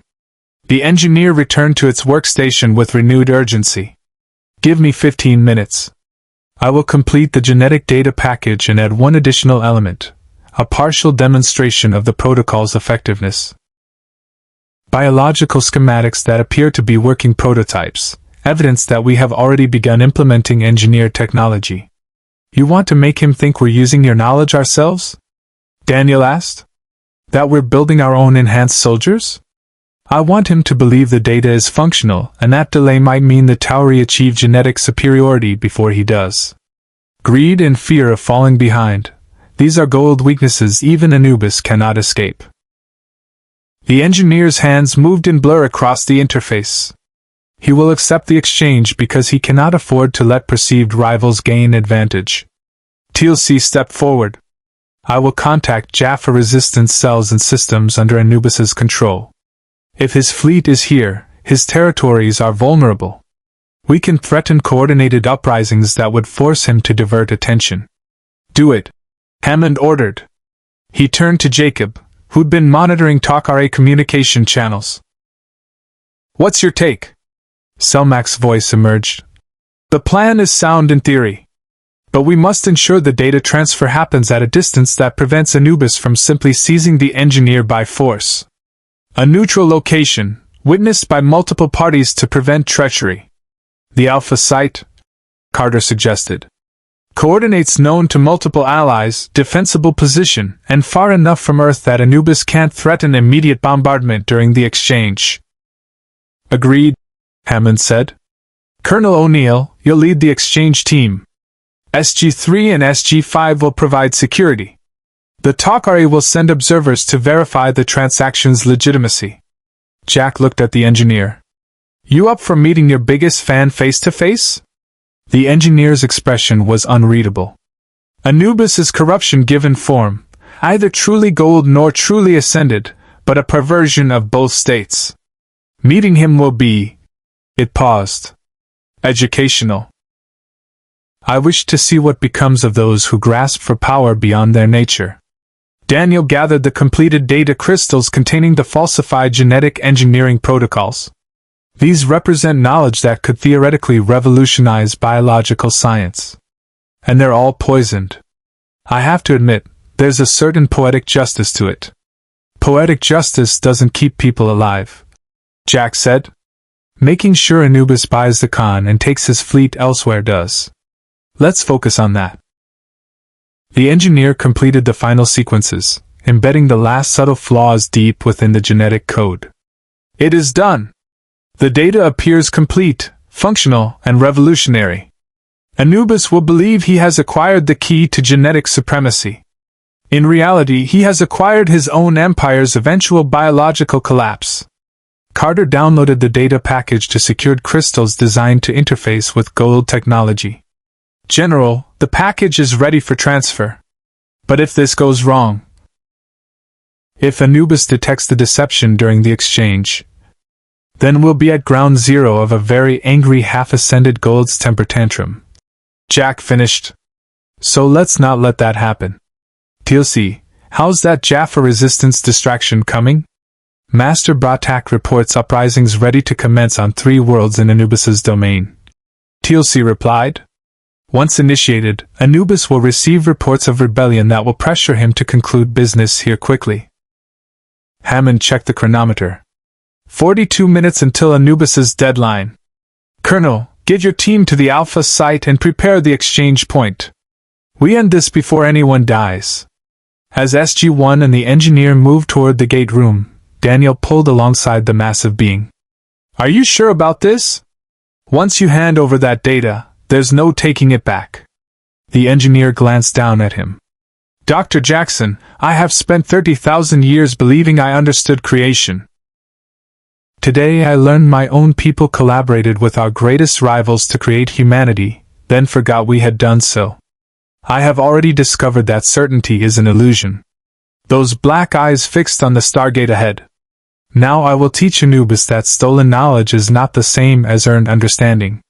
And perhaps, in doing so, I will learn whether humanity's failed experiment has value worth preserving. The Stargate activated, chevrons locking in sequence.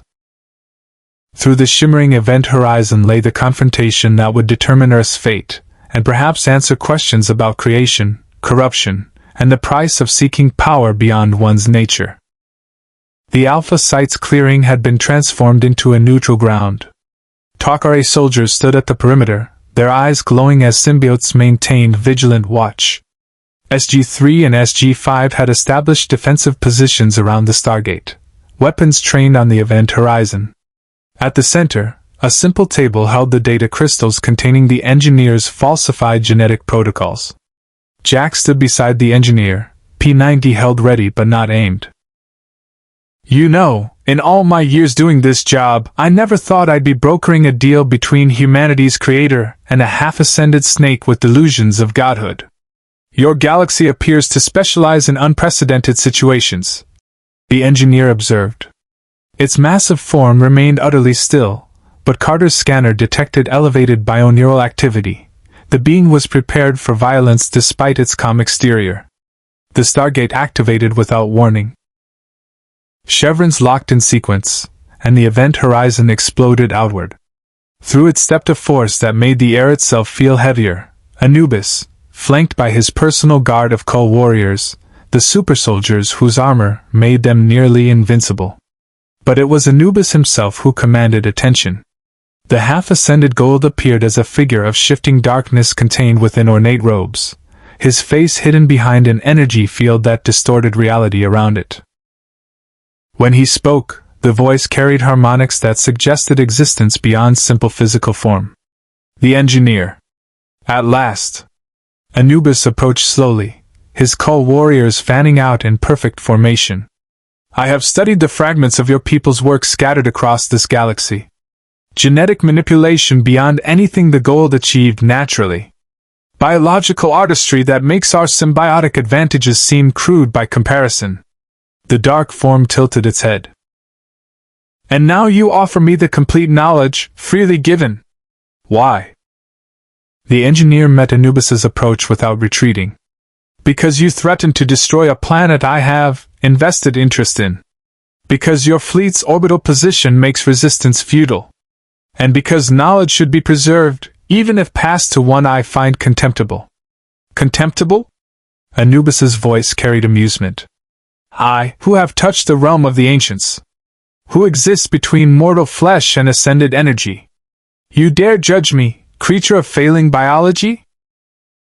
"I dare," the engineer replied, and its voice carried absolute conviction. "You are neither Goa'uld nor ancient, you are corruption of both.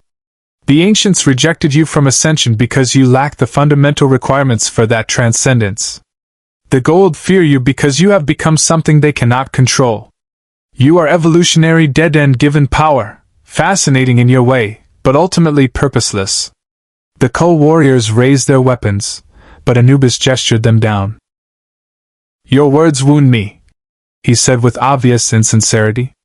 "But your genetic engineering knowledge will soothe that injury. Show me what you offer." Carter stepped forward, activating a holographic display from the data crystal.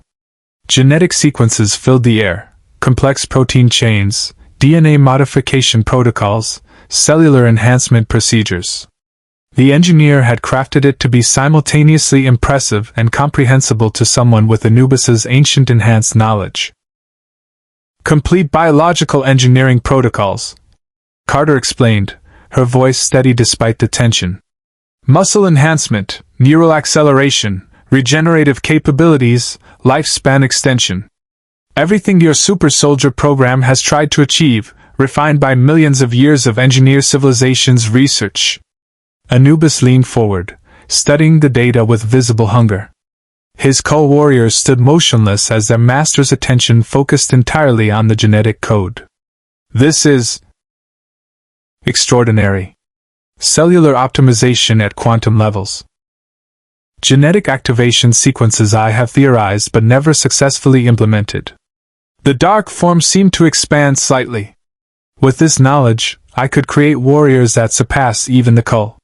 Soldiers who combine Goa'uld regeneration with genetic perfection, all loyal to my will." "Precisely our concern," TLC interjected. "Which is why the Tauri demand guarantees. You will withdraw your fleet from Earth's solar system immediately. You will cease all hostile actions against Tauri interests for a period of no less than 10 years. And you will provide verification codes allowing us to track your mothership's positions. Anubis's laugh was like continents grinding together. You bargain from weakness and pretend it is strength. I could simply take what I want and reduce your planet to molten slag. You could try, the engineer said quietly. But the data crystals are encoded with biometric locks keyed to my genetic signature and Major Carter's ancient gene combined. Attempt to access them by force, and the information corrupts irreversibly. You need our willing cooperation to unlock the full protocols. This was a bluff. The crystals had no such safeguards, but Anubis couldn't risk calling it. His desire for the genetic engineering knowledge was too great. Very well, Anubis said after a long moment. I agree to your terms. My fleet will withdraw to the outer solar system and maintain position there for 72 hours before departing entirely. During that time, you will provide complete access to all genetic engineering data. His tone hardened. But know this, if I discover deception, if these protocols prove false or corrupted, I will return with such force that even your ascended ancient observers will weep at Earth's destruction. The engineer and Carter approached the table simultaneously, each placing a hand on the data crystal. Ancient technology responded, verifying genetic signatures. The crystal glowed, then settled into an inactive state that would allow Goa'uld systems to access it. The knowledge is yours, the engineer said, pushing the crystal toward Anubis. Use it as you will. Create your perfect soldiers. Achieve the biological supremacy you seek. One of the Goa'uld warriors retrieved the crystal, handing it to Anubis with reverence. The half-ascended being held it up to his energy-shrouded face, examining it with senses beyond human perception. I sense truth in this data structure. Genuine engineered genetic protocols. Anubis's voice carried satisfaction. You have made the wise choice. Perhaps the Tauri are not as foolish as other system lords believe. We prefer to think of ourselves as pragmatically survivors, Jack said. Now how about you and your walking tanks get back through that gate and out of our solar system? Anubis turned toward the Stargate, his Goa'uld warriors forming protective ranks around him. But he paused at the event horizon's edge, looking back at the engineer. Tell me something, creator of humanity. Do you regret making them? These Tauri who have spread across the stars, defying gods and conventions?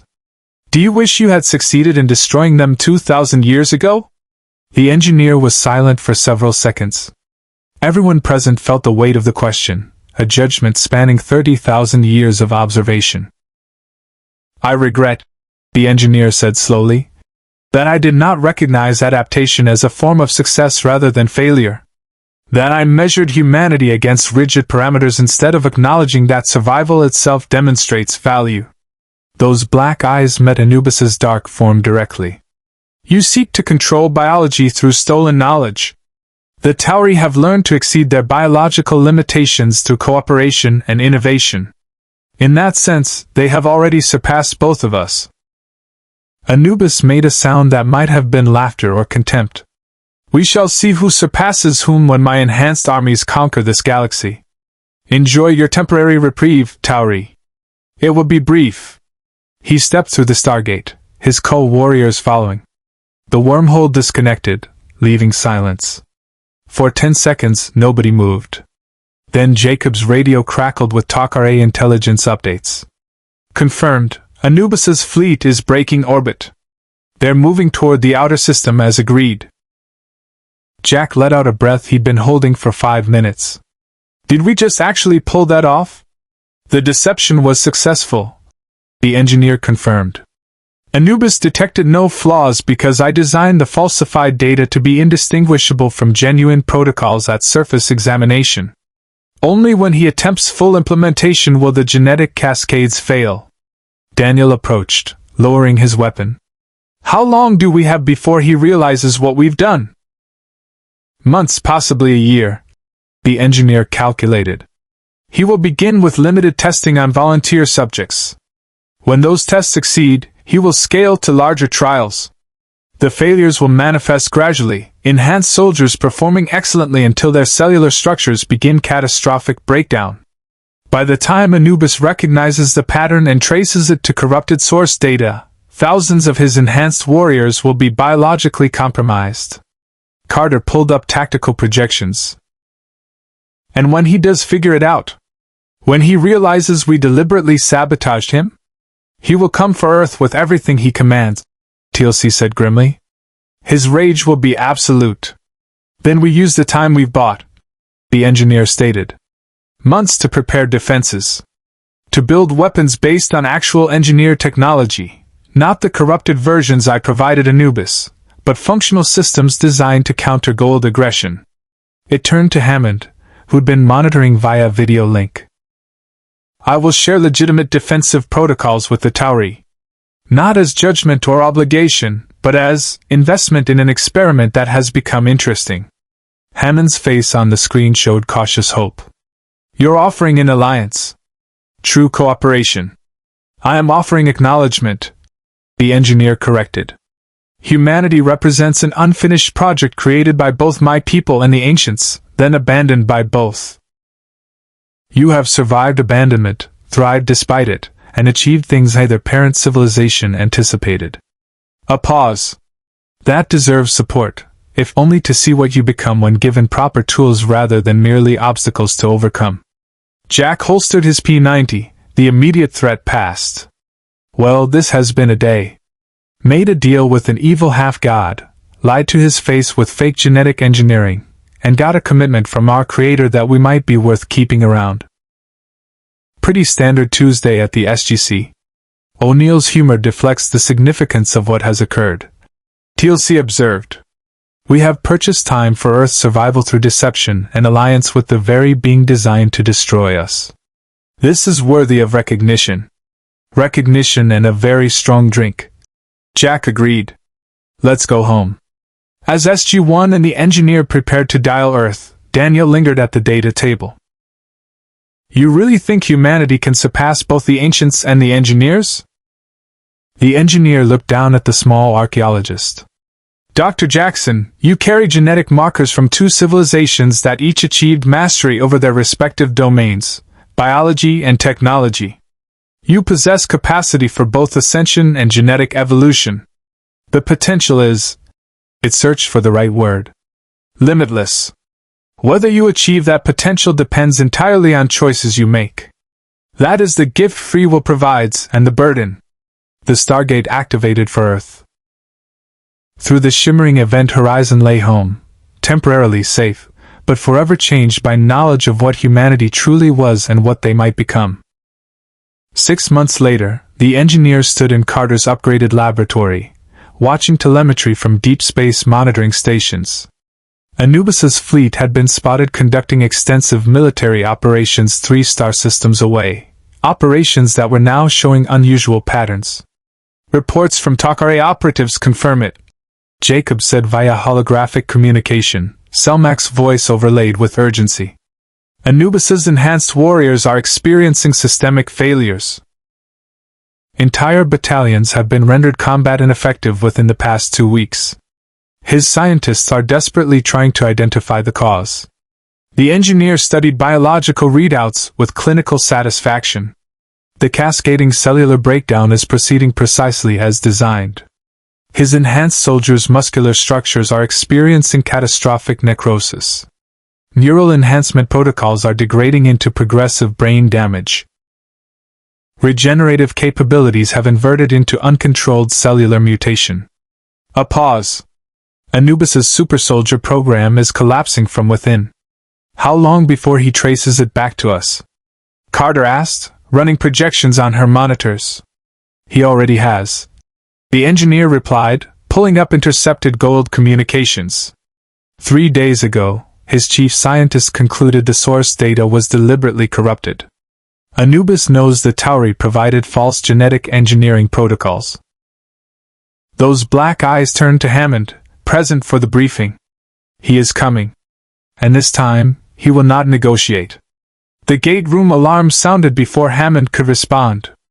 Unscheduled off-world activation. The technician announced. It's the Alpha Site. Emergency IDC. The iris opened and Colonel Reynolds stumbled through, his uniform scorched and bloody. SG-15 followed in worse condition, carrying 2 wounded team members. General, Reynolds gasped. Anubis hit the Alpha Site with everything. 6 motherships, co-warriors, death gliders. We barely made it out. Sir, he's not just attacking random targets anymore. He's systematically eliminating every Tauri off-world installation he can find. TLC helped stabilize the wounded soldiers. How many sites has he compromised? Alpha Site destroyed. Beta Site under siege. We've lost contact with Gamma and Delta positions. Reynolds accepted water from a medic, his hands shaking. General, he's not trying to conquer. He's trying to eradicate. Every base, every ally, every Tauri presence beyond Earth. The engineer's expression hardened. He intends to isolate Earth completely before launching his final assault. Eliminate your off-world resources, destroy Allied support, then attack the homeworld with absolute force. It turned to the tactical displays. Standard siege warfare adapted to interstellar scale. Effective, if given time to execute. How much time do we have? Hammond demanded. Carter's fingers flew across her keyboard, analyzing attack patterns. Based on the rate of elimination and travel time between targets, 48 hours before he can consolidate his fleet for an Earth assault. Maybe less if he commits resources currently engaged elsewhere. The defensive systems, Daniel interjected. The ones the engineer's been helping us build. Are they ready? The engineer shook its head slowly. Planetary defense grid is 60% operational. Bio-neural weapon platforms are untested. Energy dissipation fields require another 3 weeks of calibration to withstand sustained hot-attack bombardment. It paused. In their current state, they might repel conventional system lords. Against Anubis with ancient enhanced technology and 6 motherships, insufficient. Silence fell over the briefing room like a shroud. Earth's defenders had bought 6 months with deception, used that time to build weapons that weren't ready, and now faced an enemy whose rage demanded total annihilation. Jack broke the silence with characteristic directness. So we're screwed. Unless we pull another rabbit out of a hat, Earth gets bombarded into the Stone Age and humanity becomes an extinction-level footnote. There is one option, the engineer said quietly. All eyes turned to the massive being. My ship was destroyed, but the genetic engineering facility beneath the ancient outpost on P4X639 remains intact. Buried deep enough to survive the explosion. The Goa'uld never found it because it was designed to be undetectable to conventional sensors. What's in this facility? Hammond asked. A biological weapons laboratory. The engineer stated flatly. Not merely the accelerant, that was a single tool among many. The facility contains stasis chambers holding engineered organisms designed to counter specific threats. Bio-neuroviruses that target Goa'uld symbiotes. Atmospheric pathogens calibrated to Jaffa physiology. Cellular disruptors keyed to Naquata-based life signatures. It met Hammond's gaze directly. Weapons of extinction created to fight wars against the ancients that never occurred. Fraser's voice cut in from medical observation. You're talking about biological warfare on a scale that could potentially wipe out every Goa'uld and Jaffa in the galaxy. Yes, the engineer confirmed without emotion. That was their purpose. To end threats permanently through genetic-level targeting. Absolutely not, Daniel said immediately. We're not committing genocide against entire species. That makes us exactly what we're fighting against. Dr. Jackson speaks from moral certainty, the engineer observed. But moral certainty does not deflect orbital bombardment. Your choices are limited: accept extinction, or utilize weapons capable of ensuring survival. TLC stepped forward, his expression grave. Many Jaffa have joined the rebellion against the Goa'uld. They are not our enemies but our allies. A biological weapon that targets all Jaffa would murder millions who fight for freedom alongside us. The weapons can be calibrated. the engineer replied. Modified to target only those carrying active Goa'uld symbiotes while sparing free Jaffa who have removed their parasites or adopted tretinin. The genetic markers are distinguishable. It turned to Carter. Major, you have asked repeatedly about the ethical implications of advanced technology. This is that question made manifest. Use weapons of extinction to save your world, or maintain moral purity and watch humanity die. Hammond's weathered face showed the weight of command. There has to be another way. We've faced impossible odds before and found solutions that didn't require genocide. Previous solutions relied on unexpected advantages: Asgard intervention, ancient technology activation, System Lord political manipulation. The engineer countered.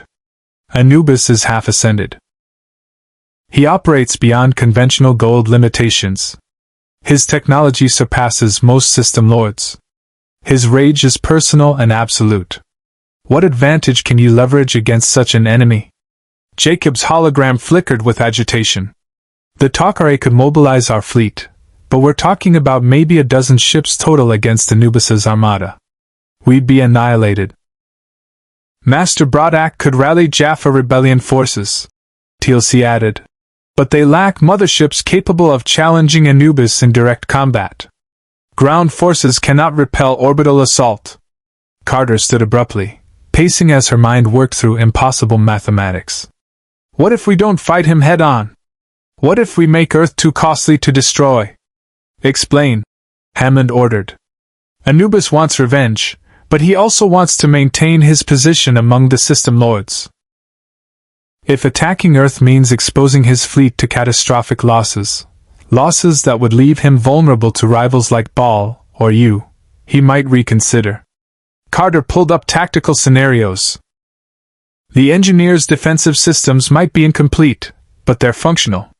If we augment them with everything we've got, F-302 squadrons, defense satellites, the Prometheus, if we can get it operational, Takare support ships, we create enough threat that Anubis has to commit his entire fleet to overcome us. And while his fleet is committed here, Daniel continued catching on, Jaffa rebellion forces strike his home territories.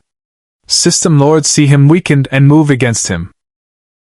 He faces not just battle with Earth but potential civil war within his own domain. The engineer's expression shifted to something approaching approval. Tactical deception on a strategic scale. Make the cost of vengeance exceed its value. Force him to choose between destroying Earth and maintaining his empire. It paused. Risky. If he commits regardless of cost, Earth still burns.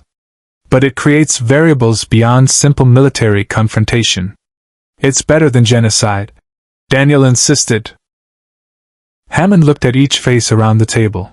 Human determination, Jaffa resolve, Takare calculation, and the engineer's alien logic. Colonel O'Neill, your assessment?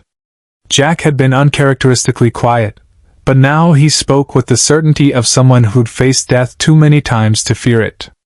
Sir, the doc's right. We don't survive by becoming monsters. We survive by being too damn stubborn to quit and too clever to fight fair. He turned to the engineer.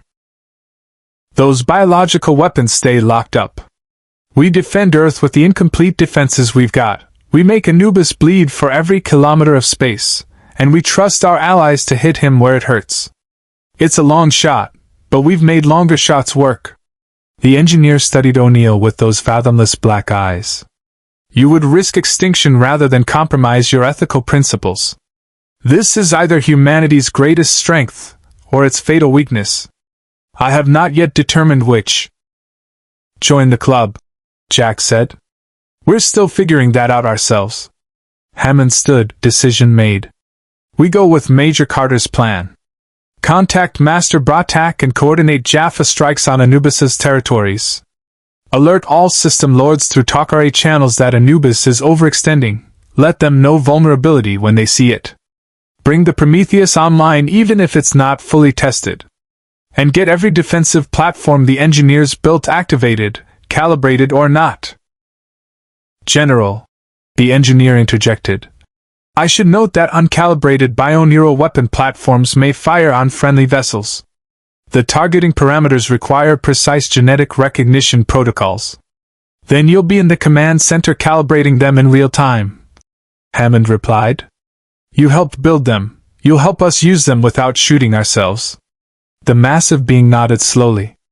Understood. I will ensure the weapons recognize Tauri, Takare, and free Jaffa genetic signatures. A pause. This will be the first time engineered biological weapons are used defensively rather than for extinction. Another unprecedented event in a series that defines your species. We like to keep things interesting, Jack said. Now let's get to work. We've got 48 hours to build a defense that convinces a half-ascended demigod that Earth's not worth the trouble. As the briefing dispersed into organized chaos, the engineer remained at the tactical display, studying Earth's defensive positions with an expression that might have been worry or might have been fascination. Daniel approached quietly. Do you think we can actually pull this off? The engineer turned those ancient eyes toward him. Dr. Jackson, 6 months ago I would have calculated your survival probability at less than 1%. You have consistently exceeded statistical expectations through adaptation and cooperative innovation. It paused. So yes, I believe you can pull this off. Because impossibility appears to be humanity's natural habitat. Outside in Earth's orbit, the first defensive platforms came online. Bioneural weapons designed by a civilization millions of years old, built by human hands, prepared to defend a species that was never supposed to survive. The final test was coming. The command center beneath Cheyenne Mountain hummed with controlled urgency. Holographic displays showed Earth's orbital defense grid, a patchwork of ancient-inspired technology, reverse-engineered Goa'uld systems, and engineered bioneural platforms. It wasn't pretty, and it definitely wasn't complete, but it was all they had. Long-range sensors detect hyperspace windows opening at the edge of the solar system. Carter reported from her station. Multiple contacts.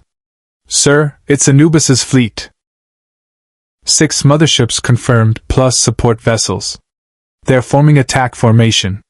The engineer stood at a specialized console, its massive hands interfacing with the bioneural defense grid.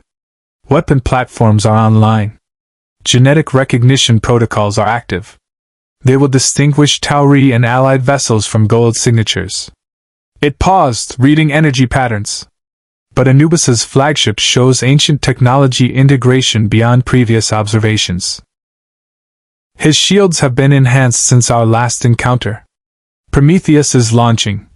Hammond announced, watching the feed of Earth's first capital ship rising from Area 51. The vessel was untested, its systems barely integrated, but Colonel Pendergast commanded with the confidence of someone who knew there was no fallback position. F-302 squadrons deploying. Defense satellites armed and tracking. TLC monitored communications from Jaffa rebellion forces. Master Bratak reports simultaneous uprisings on 7 worlds in Anubis's domain. System Lords Yu and Ball have both deployed fleets to exploit the perceived weakness. Anubis is now fighting on multiple fronts. Good, Jack said from his position coordinating tactical response. Let's make sure this front costs him the most. The holographic display showed Anubis's fleet advancing in precise formation, a testament to his tactical genius and ancient enhanced strategic thinking. Death gliders launched in swarms, thousands of small fighters creating a screen for the motherships. They're targeting our satellite network first, Carter observed. Standard doctrine, eliminate point defenses before engaging capital ships. The engineer's fingers moved across the bioneural interface. Activating dispersed defense pattern. The platforms will engage gliders with targeted biological disruption beams. On screen, the engineer weapon systems came alive. Energy beams that didn't merely destroy but systematically deactivated Goa'uld technology by targeting the Naquata-based power systems at molecular level.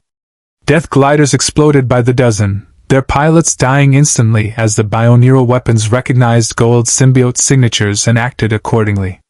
It was brutally efficient, and deeply unsettling. The weapons are working, Fraser said from medical monitoring, her voice troubled. But the casualty rate. is necessary, the engineer stated without inflection. War is resource optimization. Every glider destroyed is one less threat to Earth's survival.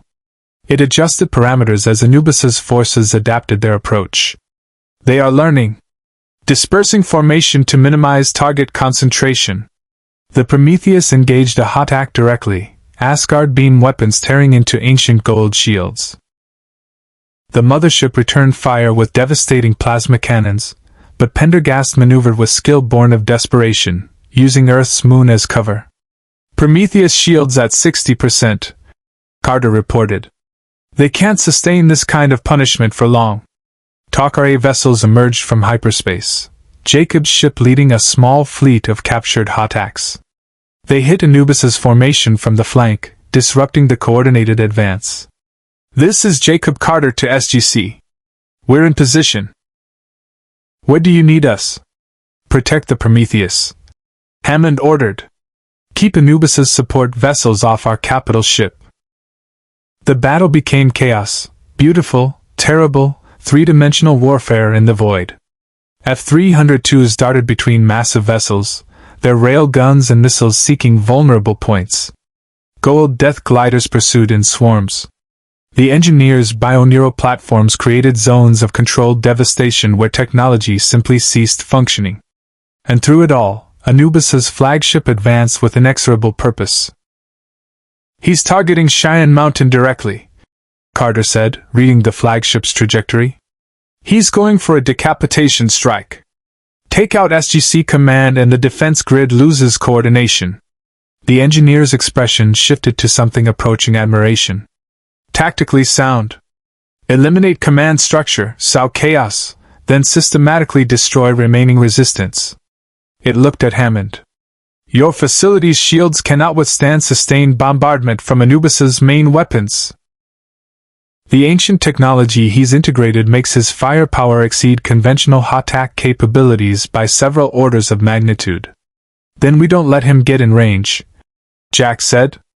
Carter, can we redirect the bioneural platforms to focus on his flagship? Trying, Carter replied, her fingers flying across controls. But he's shielded against genetic-based attacks. The ancient technology provides immunity to biological weapons. Of course it does, Jack muttered. Because our lives needed to be more difficult. Daniel's voice came through from his station analyzing ancient systems. Wait. The engineer said Anubis is half ascended, stuck between physical and energy states. What if that's not just a description but a vulnerability? He's not fully physical, which means he's not fully protected by physical shields. The engineer's head snapped toward Daniel. Explain your reasoning. The ancient's ascension involves transitioning consciousness from biological form to pure energy. Anubis got partway through that process before being rejected. So he exists partially in the ascended dimension. Daniel pulled up theoretical physics models. If we could target that dimensional overlap, hit him where he's exposed between states, we would bypass his physical shields entirely. The engineer finished. Its hands moved with sudden urgency across the bioneural interface. The weapon platforms can be recalibrated. They operate on quantum-level genetic targeting, which means they can theoretically interact with consciousness existing partially outside normal space-time. A pause. This is extraordinarily dangerous. If the calibration is incorrect, we could destabilize the dimensional barriers between physical and ascended realms. And if we do nothing, Earth gets bombarded into submission. Jack countered. I'll take dimensional destabilization over guaranteed extinction. Anubis's flagship was now within weapons range of Earth. Energy built along its hull as the main cannons prepared to fire. On screen, the dark figure of Anubis himself could be seen on the bridge, his half-ascended form radiating malevolent satisfaction. Now or never, Hammond said. The engineer initiated the recalibration. Every bioneural platform in Earth's orbit synchronized, their quantum targeting systems shifting to focus on dimensional overlap rather than genetic signatures. Energy built in patterns that hurt to perceive, colors that shouldn't exist, geometries that violated conventional physics. Firing, the engineer announced. The bioneural platforms discharged simultaneously. What emerged wasn't conventional energy beams but focused disruptions in the fabric of reality itself, targeting the precise dimensional frequency where Anubis existed partially ascended. Anubis's flagship shuddered. The half-ascended being at its heart screamed. A sound that echoed across subspace frequencies and made every human in the command center clutch their heads in pain. His shields meant nothing against weapons that targeted his consciousness directly, attacking the very dimensional instability that defined his existence. "It's working!" Carter shouted over the chaos. "His energy signature is destabilizing. The dimensional overlap is collapsing." But Anubis was not defenseless. Drawing on ancient knowledge and desperate rage, he channeled power through his flagship's enhanced systems, creating a feedback pulse aimed directly at the bioneural platforms. The engineers' weapons began overloading, their quantum targeting systems unable to handle the dimensional backlash. "Platforms are going critical," the engineer reported with eerie calm. "If they detonate, the explosion will create a dimensional rift that could consume Earth's orbital space." "Can you shut them down?" Hammond demanded. "Not without allowing Anubis to recover and complete his bombardment." The engineer's expression was unreadable. "We face binary choice. Continue the attack and risk dimensional catastrophe, or cease fire and accept conventional destruction." Teal'c's voice cut through the tension. "There is a third option. If Anubis's attention is divided, if he must defend himself from multiple threats simultaneously, he cannot focus sufficient power to create the feedback pulse. Master Bratak is right on schedule." Jack realized, seeing the tactical display update. Jaffa Rebellion forces just destroyed 3 of Anubis's shipyards. System Lord Baal's fleet engaged his forces near his home territory. He's being attacked from 6 directions at once. On screen, Anubis's flagship wavered. The half-ascended being faced an impossible decision: continue attacking Earth and leave his empire vulnerable, or withdraw to defend his power base and concede defeat here. The engineer watched with fascination. He is being forced to choose between vengeance and survival. Between destroying his enemy and preserving his domain. A pause. This is the weakness of all who grasp for power beyond their nature. They become too invested in maintaining what they have claimed to risk it for what they desire. Anubis's flagship began charging hyperspace engines. "He's retreating," Carter confirmed with disbelief. All motherships breaking formation. They're jumping away. The bioneural platforms powered down as their target fled. Earth's orbit was littered with debris. Destroyed death gliders, damaged satellites, but no crater where a planet used to be. Silence fell over the command center. "Did we just win?" Jack asked, voicing what everyone was thinking. "Anubis lives," Teal'c cautioned. "He will rebuild. Return." "But not today," Hammond said, allowing himself a rare smile. "And not without facing opposition from system lords who now see him as weakened. We've bought time." Again. The engineer deactivated its console, turning to face the assembled humans. "You survived impossibility through coordinated effort across multiple species, strategic deception that forced your enemy into untenable choices, and willingness to risk everything rather than compromise your principles." Those ancient black eyes swept across the command center. 30,000 years ago, my people decided humanity was a failed experiment. Today, I witnessed you exceed every parameter we designed you for. Daniel approached, exhausted but smiling. "So does this mean we pass?" "The evaluation is complete?" The engineer was silent for a long moment. "Dr. Jackson, I came to your world to judge whether humanity deserved to exist. I have observed you fight gods, defy extinction, refuse to become the monsters you battle against, and somehow survive through cooperation and adaptation." It paused, and something that might have been wonder entered its voice. "I no longer have authority to judge you. You have become something neither my people nor the ancients anticipated, a synthesis of biological engineering and natural evolution, of technological advancement and ethical consideration. You are writing your own conclusion to an experiment that was supposed to have ended millennia ago. And you? Hammond asked. What will you do now? The engineer looked toward the Stargate. I will continue through the Gate network. Search for others of my kind who may have survived. Explore what has become of the galaxy while my people slept. It turned back to the humans who had become unlikely allies. But I will remember Earth. And when you need knowledge of creation, of biology, of the ancient sciences my people mastered, I will return.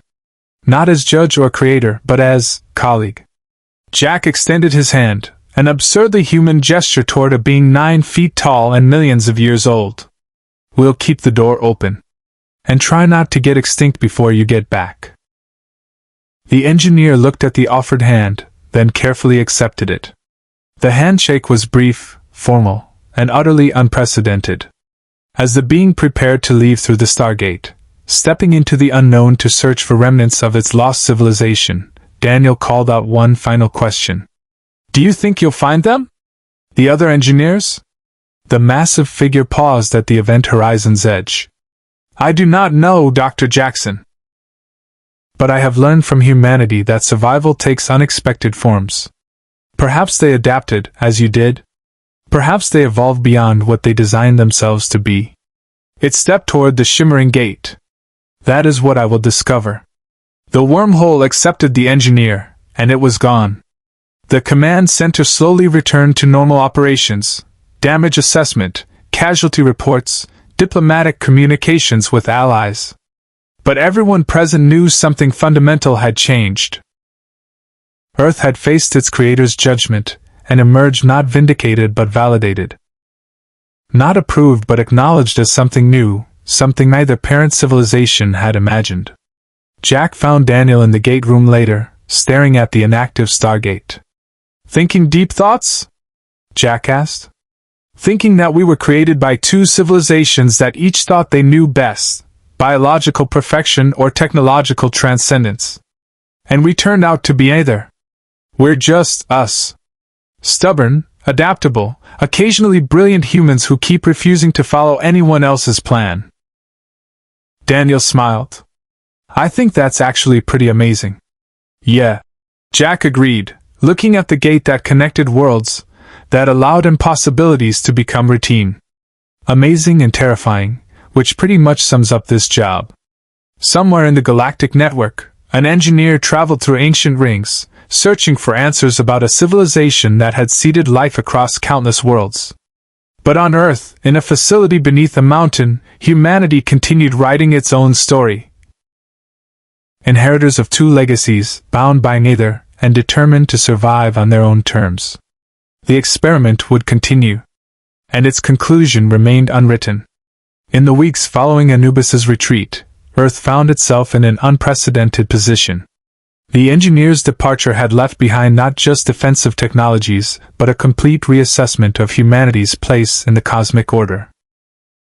SGC scientists worked around the clock analyzing the bioneural systems, discovering principles of biological engineering that would take decades to fully understand. The Tok'are strengthened their alliance, recognizing that the Tauri had become true partners rather than primitive allies requiring protection. Master Bratak's Jaffa rebellion gained momentum, inspired by proof that even system lords as powerful as Anubis could be defeated through coordinated resistance. Daniel Jackson spent long hours in his lab, translating the remaining data crystals from P4X639. The records painted a picture of two civilizations, ancients and engineers, who had once worked together to explore the fundamental questions of existence itself. Their collaboration had produced humanity as a test case, an attempt to bridge biological perfection and technological transcendence. That both civilizations had abandoned the project made humanity's survival even more remarkable. They had thrived not because of their creator's guidance but despite their absence. Sam Carter integrated engineered biological principles into Tauri technology, creating hybrid systems that combined the best of both approaches. The bioneural weapon platforms, hastily deployed during the battle, were refined into sophisticated defensive networks that could distinguish friend from foe with unprecedented accuracy. More importantly, the underlying principles suggested pathways toward medical breakthroughs, genetic therapies that could extend human lifespan, enhance natural healing, even unlock latent capabilities coded into DNA by ancient designers. TLC traveled among free Jaffa communities, sharing the story of how Earth had faced its own creator and emerged neither subservient nor rebellious, but independent. The parallel resonated deeply with Jaffa, who had spent lifetimes serving false gods. If humanity could transcend the intentions of those who engineered them, perhaps the Jaffa could do the same, not merely rejecting the Goa'uld but building something entirely new. Jack O'Neill filed his mission report with characteristic brevity. Made contact with humanity's creator. Didn't get along at first. Worked it out. Saved Earth from angry half-god. Creator departed on good terms. Recommend we stop meeting our makers, it's getting weird.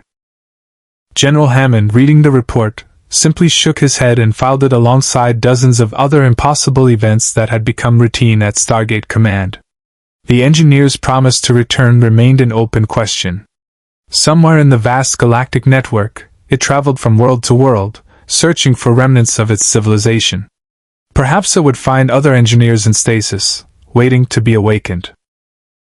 Perhaps it would discover they had evolved into something unrecognizable, or ascended through methods different from the ancients, or simply ceased to exist. Whatever it found, the being had been fundamentally changed by its time on Earth. It had arrived intending to judge humanity's worthiness and departed questioning the very concept of design purpose. In the SGC briefing room, SG-1 gathered for what Hammond called philosophical debriefing. An informal discussion about the implications of everything they'd learned. Daniel stood at the window overlooking the gate room, organizing his thoughts. "We know now that we're not just products of natural evolution," he began. "We're designed organisms, engineered by two civilizations with competing philosophies about what life should be. The engineers wanted biological perfection serving predetermined purposes. The ancients wanted natural development leading toward ascension. And somehow, we ended up being neither. We ended up being ourselves," Carter added. "The genetic engineering gave us baseline capabilities, intelligence, adaptability, potential for technological interface. But what we've done with those capabilities, that's all us. We weren't designed to build the Stargate program, ally with former enemies, or defy System Lords. Those were choices we made." TLC nodded slowly. The Goa'uld would claim that created beings owe obedience to their creators.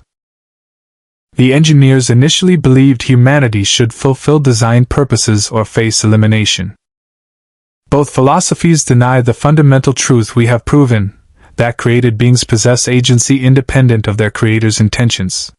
Which is kind of the whole point of free will, Jack observed.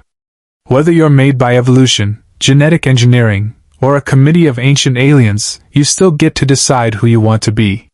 The engineers learned that the hard way when humanity refused to conveniently go extinct. "There's something else," Daniel said, pulling up the translated ancient records. "The collaboration between ancients and engineers wasn't just about creating humanity. It was about answering a question that both civilizations struggled with: can consciousness exist in perfect harmony with its physical form, or must it transcend biology to achieve true potential?" He looked at his teammates. The ancients chose transcendence and ascended. The engineers chose perfection and stagnated in biological form. But humanity, we're still figuring it out. Carter finished. We have the capacity for both, the ancient gene that might eventually allow some humans to ascend, and the engineered genetic engineering that lets us enhance our biology. We're the answer to a question that both parent civilizations never resolved. Hammond had been listening quietly from his position at the head of the table. "The question I keep coming back to is practical rather than philosophical. What do we do with this knowledge? We've got engineered defensive technology, understanding of our own genetic heritage, and proof that we're capable of more than either creator civilization anticipated. How do we move forward responsibly? We share it," Daniel said immediately. With our allies. With the Takare, the Free Jaffa, eventually with other human civilizations we meet through the gate. Knowledge this fundamental shouldn't be hoarded. It should be used to help everyone transcend the limitations imposed by false gods and ancient prejudices. We also need safeguards, Carter cautioned. The engineers' biological weapons were terrifyingly effective. In the wrong hands, trust, even well-meaning scientists who don't understand the implications, this technology could cause catastrophic harm. We need protocols, oversight, ethical guidelines. And we need to remember what actually saved Earth, Jack added. It wasn't superior technology or genetic engineering. It was cooperation. SG teams, Takare intelligence, Jaffa rebellion, even our giant alien creator helping out. We win by working together, not by becoming individually powerful enough to dominate. The conversation continued for another hour, exploring implications that would shape Earth's approach to its cosmic heritage for years to come. When it finally concluded, SG-1 dispersed to their respective duties. Daniel to his translations, Sam to her engineering projects, TLC to communications with Jaffa allies, Jack to training exercises that kept teens sharp for whatever impossibility awaited through the next gate activation. The Stargate itself stood silent in its concrete chamber, chevrons dormant but ready. Through that ring, humanity had discovered they were designed rather than evolved, created by ancient civilizations with opposing philosophies, and abandoned by both. They had met their maker and refused to be judged by parameters they never agreed to. They had faced extinction multiple times and survived through adaptation, cooperation, and sheer stubborn refusal to accept predetermined outcomes. The engineer had departed seeking answers about its own people's fate. But in doing so, it had given humanity something more valuable than defensive technology or genetic knowledge. It had given them validation that their survival wasn't accident or error, but evidence that designed beings could exceed their creator's intentions and write their own destinies. Somewhere in SGC's secured archives, the biological weapons from the engineer facility remained sealed. Terrible knowledge that humanity now possessed but hopefully would never need. In Carter's lab, bioneural systems hummed with potential applications for medicine, defense, and understanding the quantum-level interactions between consciousness and biology. In Daniel's translations, the story of two civilizations' collaboration and divergence offered lessons about the costs of rigid certainty and the value of adaptable philosophy. And through the Stargate network, across thousands of worlds connected by ancient technology, the ripples of what had occurred on Earth spread outward. The Tauri had faced their creators and emerged independent. They had defeated a half-ascended Goa'uld through strategy rather than superior force. They had proven that cooperation between former enemies could overcome threats that would destroy them individually. The gate would activate again. SG teams would step through to new worlds, face new threats, make new allies, and continue the mission of exploration and survival. But they would do so with deeper understanding of what they were.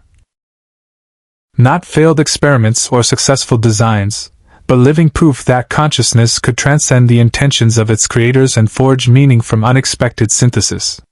General Hammond stood alone in the gate room after hours, looking at the massive ring that had changed everything.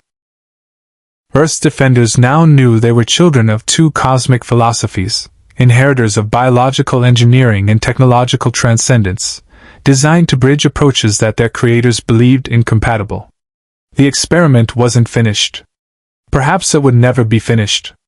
But humanity had claimed ownership of their own story, and that made all the difference. In the vastness of space, an engineer traveled through ancient gates searching. On Earth, humanity continued adapting, surviving, and exceeding every parameter they were designed for. The future remained unwritten, a privilege earned through resilience, cooperation, and refusing to accept that destiny was anything other than what they chose to make it. The mission would continue. The gates would keep turning. And somewhere in the infinite possibilities of the cosmos, two legacies merged in unexpected ways, proving that the greatest designs were those that evolved beyond their creators' visions. Indeed. More stories await. Indeed. Hit the subscribe button for more interesting stories. Thank you for watching.